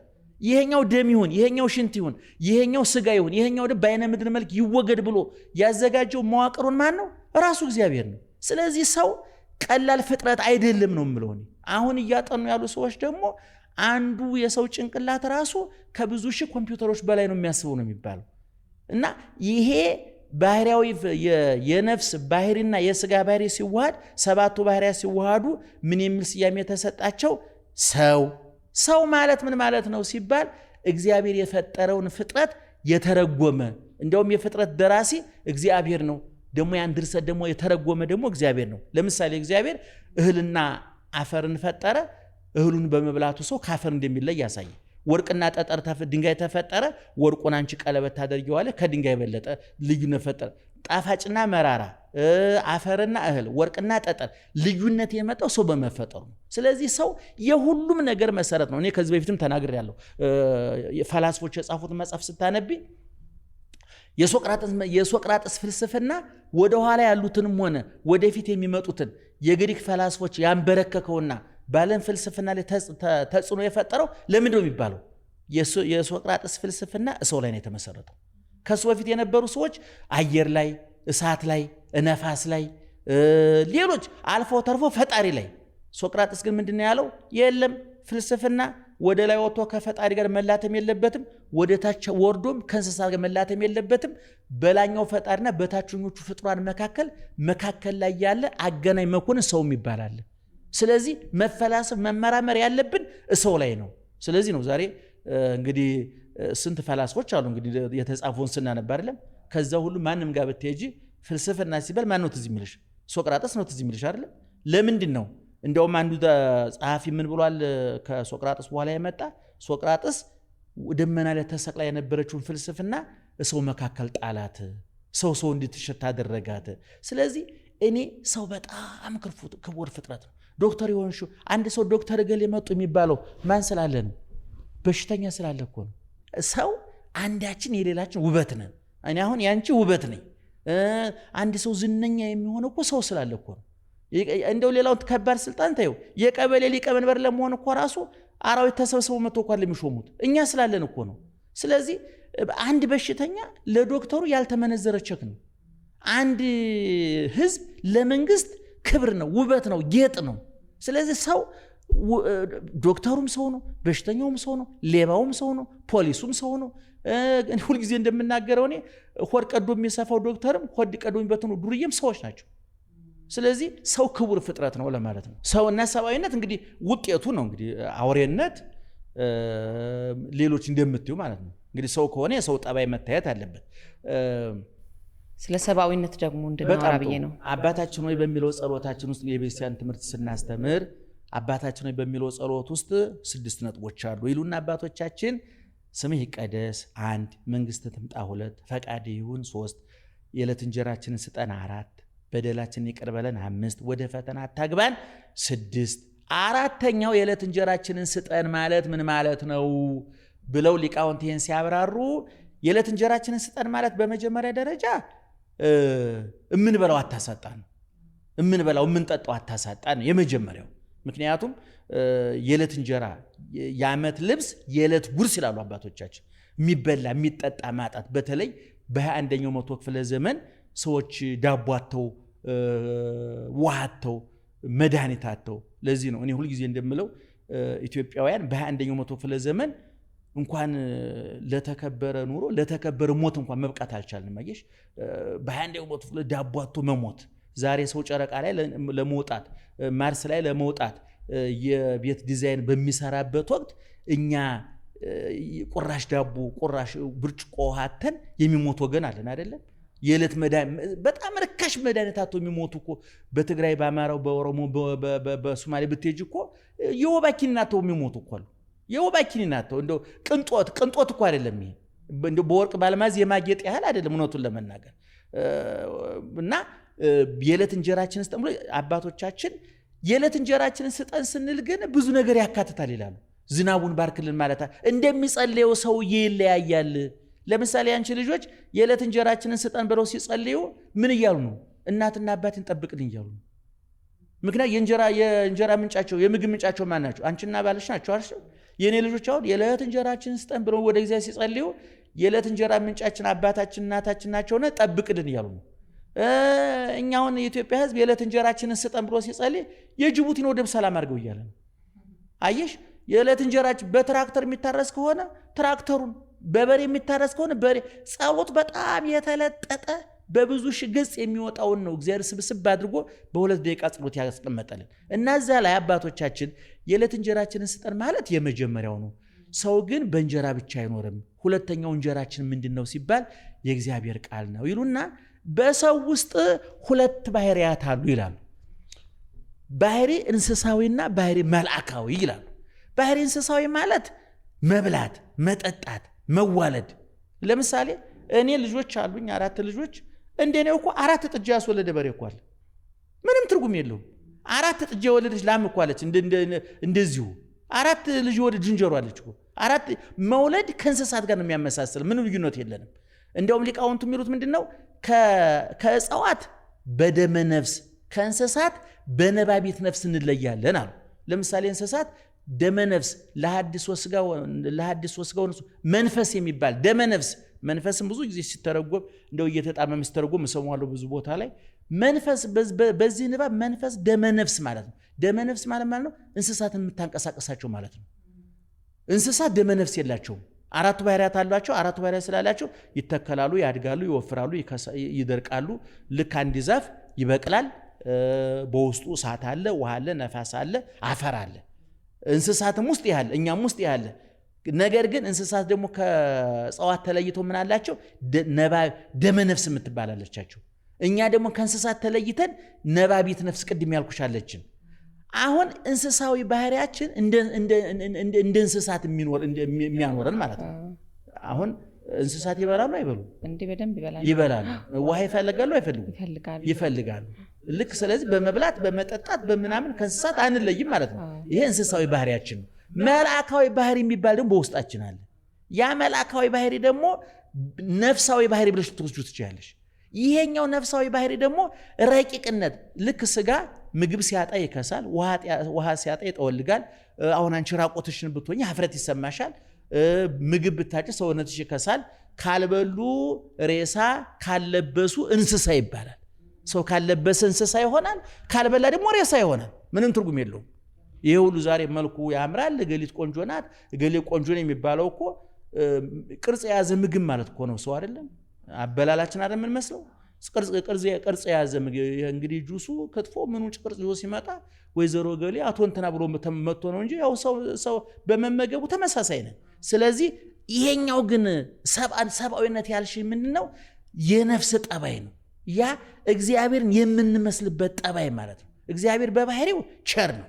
እግዚአብሔር በባህሪው ለጋስ ነው። እግዚአብሔር በባህሪው ታጋሽ ነው። እግዚአብሔር በባህሪው ቻይ ነው። ስለዚህ ሰው ይሄንን ባህሪ እንዲወርስ ታዟል። እንዲያውም አባቶቻችን ምን ይላሉ? ሰው ለራሱ ሲበላ እንስሳዊ ባህሪው ይጋለጣል፣ ለሌላው ሲያበላ መልአካዊ ባህሪው ይታያል ይላሉ። በእንስሳዊ ጠባያችን ለራሳችን እንበላለን፣ ለሌላው ስናበላ ደግሞ መልአካዊ ባህሪያችን ይታያል። እግዚአብሔር በውስጣችን ይገለጥብናል ማለት ነው። ስለዚህ ሰብአዊነት ማለት ለሌላው ማዘን፣ ለሌላው መራራት። ልክ ኢየሱስ ክርስቶስ ከበረት እስከ ቀራንዮ፣ ከረቂቅነት እስከ ግዙፍነት፣ ከሰማያዊነት እስከ ምድራዊነት ያን ሁሉ ዋጋ የከፈለው ለዝና ሊጨብጨብልኝ ብሎ የእኛን አንጀት ለመብላት አይደለም። ቤተ መንግስት ለመግባት ሀብት ለማከማቸት አይደለም። ወደኛ በመምጣቱ ያተረፈው ችንካር ነው፣ ያተረፈው ጅራፍ ነው፣ ያተረፈው ስድብ ነው፣ ያተረፈው ሐሞቱ ቁምጣጤ ነው፣ ያተረፈው ይሉኝታ ቢስነት ነው። እኛ ይሉኝታ ቢሶች ነን። እሱ ግን ምንድነው በዛ መከራ ውስጥ እያለ እጁ ላይ ችንካር፣ እግሩ ላይ ችንካር፣ ፊቱ ላይ ጥፊ፣ ራሱ ላይ የሾህ አክሊል፣ አፉ ላይ ሐሞት ቁምጣጤ፣ ጀርባው ላይ ጅራፍ፣ ከራስ ፀጉሩ እስከ እግር ጥፉ በዛ ሁሉ መከራ ውስጥ ሆኖ ምንድነው ያለው? አባት ሆይ የሚያደርጉትን አያውቁምና ይቅር በላቸው። አየሽ፣ ይቅር ባይነት ከእግዚአብሔር ያገኘነው በእኛ ባህሪ ሊገለጥ የሚገባው ነው። ሰብአዊነት ማለት ይሄ ነው። ለዚህ ነው እስጢፋኖስ በሐዋርያት ሥራ ላይ ስናነብ ኢየሱስ ክርስቶስ በመስቀል ላይ የሚያደርጉትን ያውቁምና ይቅር በላቸው እንዳለው፣ እስጢፋኖስ ደግሞ በድንጋይ ሲወገር ጌታዬ እስጢፋኖስ በድንጋይ ወግረውታል ብለህ እነሱ ላይ ፍዳ ኃጢአት እንዳታመጣባቸው፣ እንዳትቀጣቸው፣ ዕዳ በደል አታደርግባቸው ጌታዬ። እሱ እኮ በድንጋይ እየወገሩት እኮ ነው። አየሽ፣ ከእግዚአብሔርን መምሰል ደረጃ የደረሱ ቅዱሳን የምንላቸው ለዚህ ነው። ሐዋርያው ቅዱስ ጳውሎስ ተመሰሉ ኪያዬ በከመ አነ ትሜሰሉ ለክርስቶስ፣ እኔ ክርስቶስን እንደመሰልኩኝ እናንተም እኔን ምሰሉ ብሏል። ስለዚህ ቅዱሳን ብለን የምናከብራቸው የምንወዳቸው ሰብአዊ ባህሪ ክርስቶሳዊ ስራ በውስጣቸው የታየባቸው፣ አሻራቸው ሲመረመር የክርስቶስ ልጅነት የታየባቸው፣ እሱ በዛ መከራ ውስጥ ነው፣ በሱ በዛ ችንካር ውስጥ ቁስል ውስጥ ነው ይቅር በላቸው እንዳለ ሁሉ እኛም ዛሬ ሚስት ባሏን፣ ጎረቤት ጎረቤቱን፣ አሰሪ ሰራተኛውን፣ ህዝብ መንግስት ህዝብን፣ ህዝብ መንግስትን እርስ በየተሰማራንበት የሥራ ይቅር እንድባባል፣ እንድንቻቻል፣ እንድንረዳዳ፣ እንድንደጋገፍ ይሄ ሰብአዊ ባህሪ በውስጣችን ሲኖር ነውና ሰብአዊነት ይሄን ያካትታል ብዬ አስባለሁ። የኔታ በጣም ቆንጆ ቆይታን ያደረግነው እንግዲህ በጣም ደስ ይላል። ብዙ እውቀት ብዙ ሀሳብ አግኝተንበታል። የኛም ፕሮግራም የሚከታተሉ የሚመክሩት ምክር ካለ ወይም ያስተላልፉት መልእክት ካለ እድሉን ልስጥና። እንዲህ አይነት ሚዲያዎች እኔ ሚዲያ በዚህ በሰለጠነው ዓለም ሚዲያ አራተኛ መንግስት ነው ይባላል። ሚዲያ ሊያፈርስም ሊገነባም ይችላል።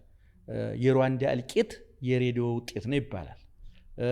ዛሬ በተለያዩ ሀገሮች የሚካሄዱ ጦርነቶች ከሚሳኤሉ ይልቅ ከክላሹ ይልቅ ምላሱ፣ ከመድፉ ይልቅ አፍ፣ ከታንኩ ይልቅ መነታረኩ ነው ሰውን የጨረሰው።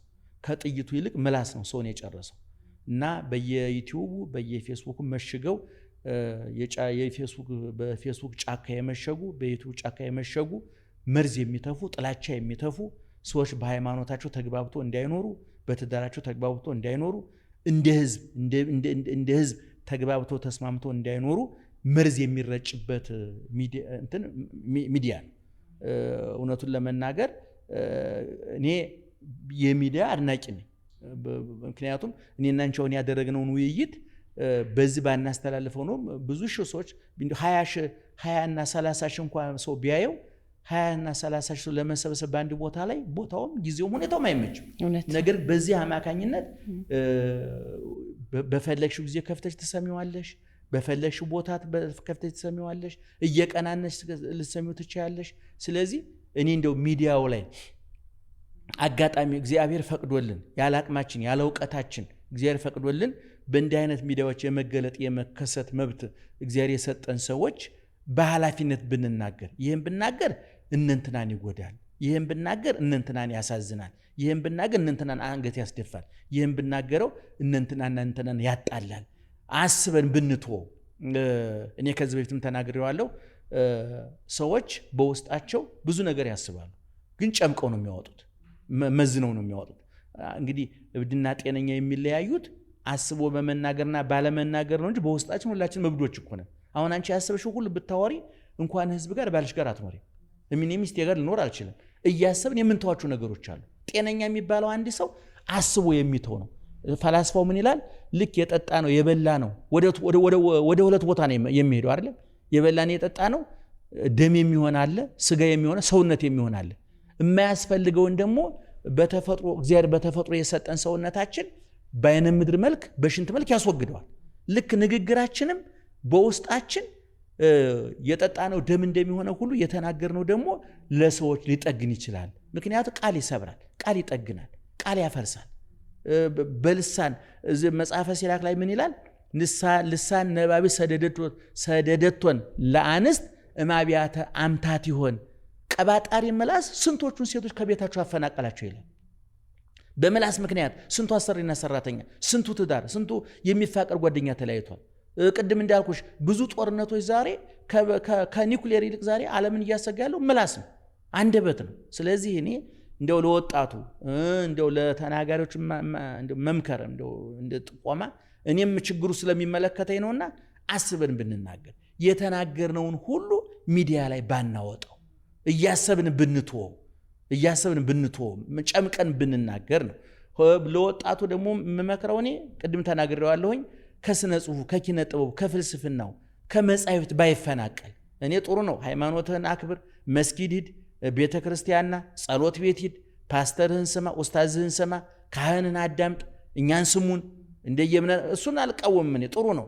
ነገር ግን እኛ ሰው ብቻ አይደለም፣ ክርስቲያኖች ጭምር ነን። ሰው ብቻ አይደለም፣ ሙስሊሞች ነን። ሰው ብቻ በሰውነት ውስጥ ኦሮሞነት አለ፣ አማራነት አለ፣ ሙስሊምነት አለ፣ ክርስቲያንነት አለ፣ ሴትነት አለ፣ ወንድነት አለ፣ ሀብት አለ፣ ድህነት አለ፣ በሽተኛ አለ፣ ጤነኛ አለ። ይሄን ሁሉ አቻችሎ የሚኖር ነው ጤነኛ ሰው የሚባል። ስለዚህ ወጣቶች ባካችሁ ከኪነ ጥበብ አትራቁ፣ ከስነ ጽሁፍ አትራቁ፣ ከመጻሕፍት አትራቁ። ሚዲያው ላይ ደግሞ እየመረጣችሁ ስሙ።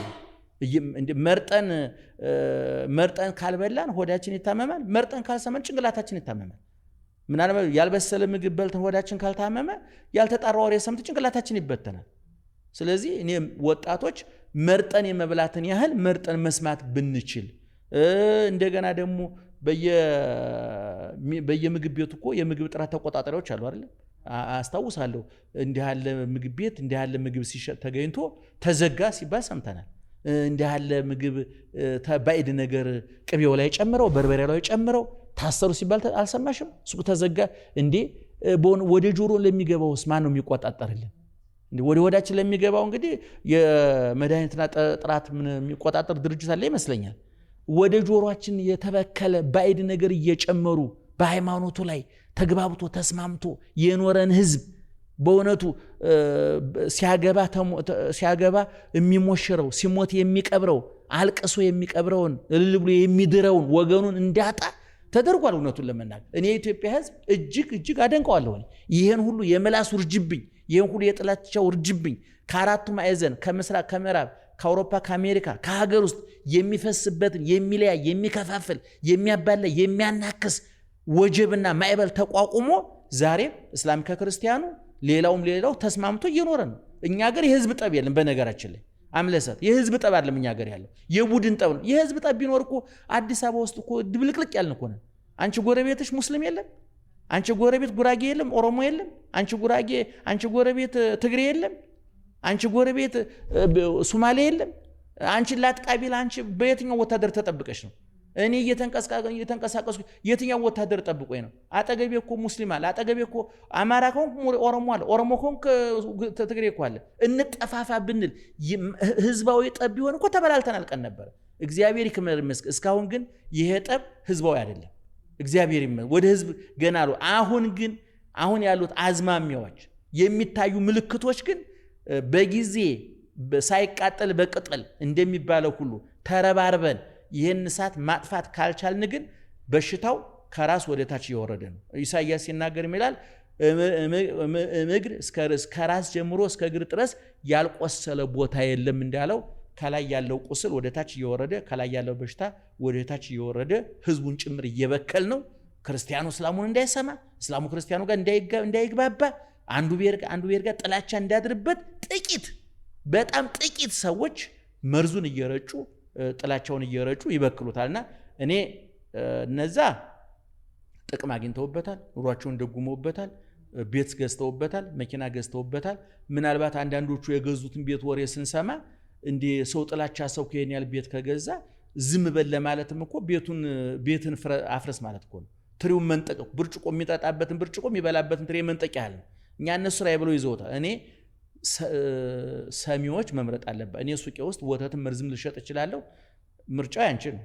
እሞታለሁ ካልሽ መርዙ፣ እፋፋለሁ ካልሽ ወተቱን ምርጫው ያንቺ ነው። ስለዚህ እኛ የሚወራውን ሁሉ ባካቸው አትስሙ ወገኖቼ።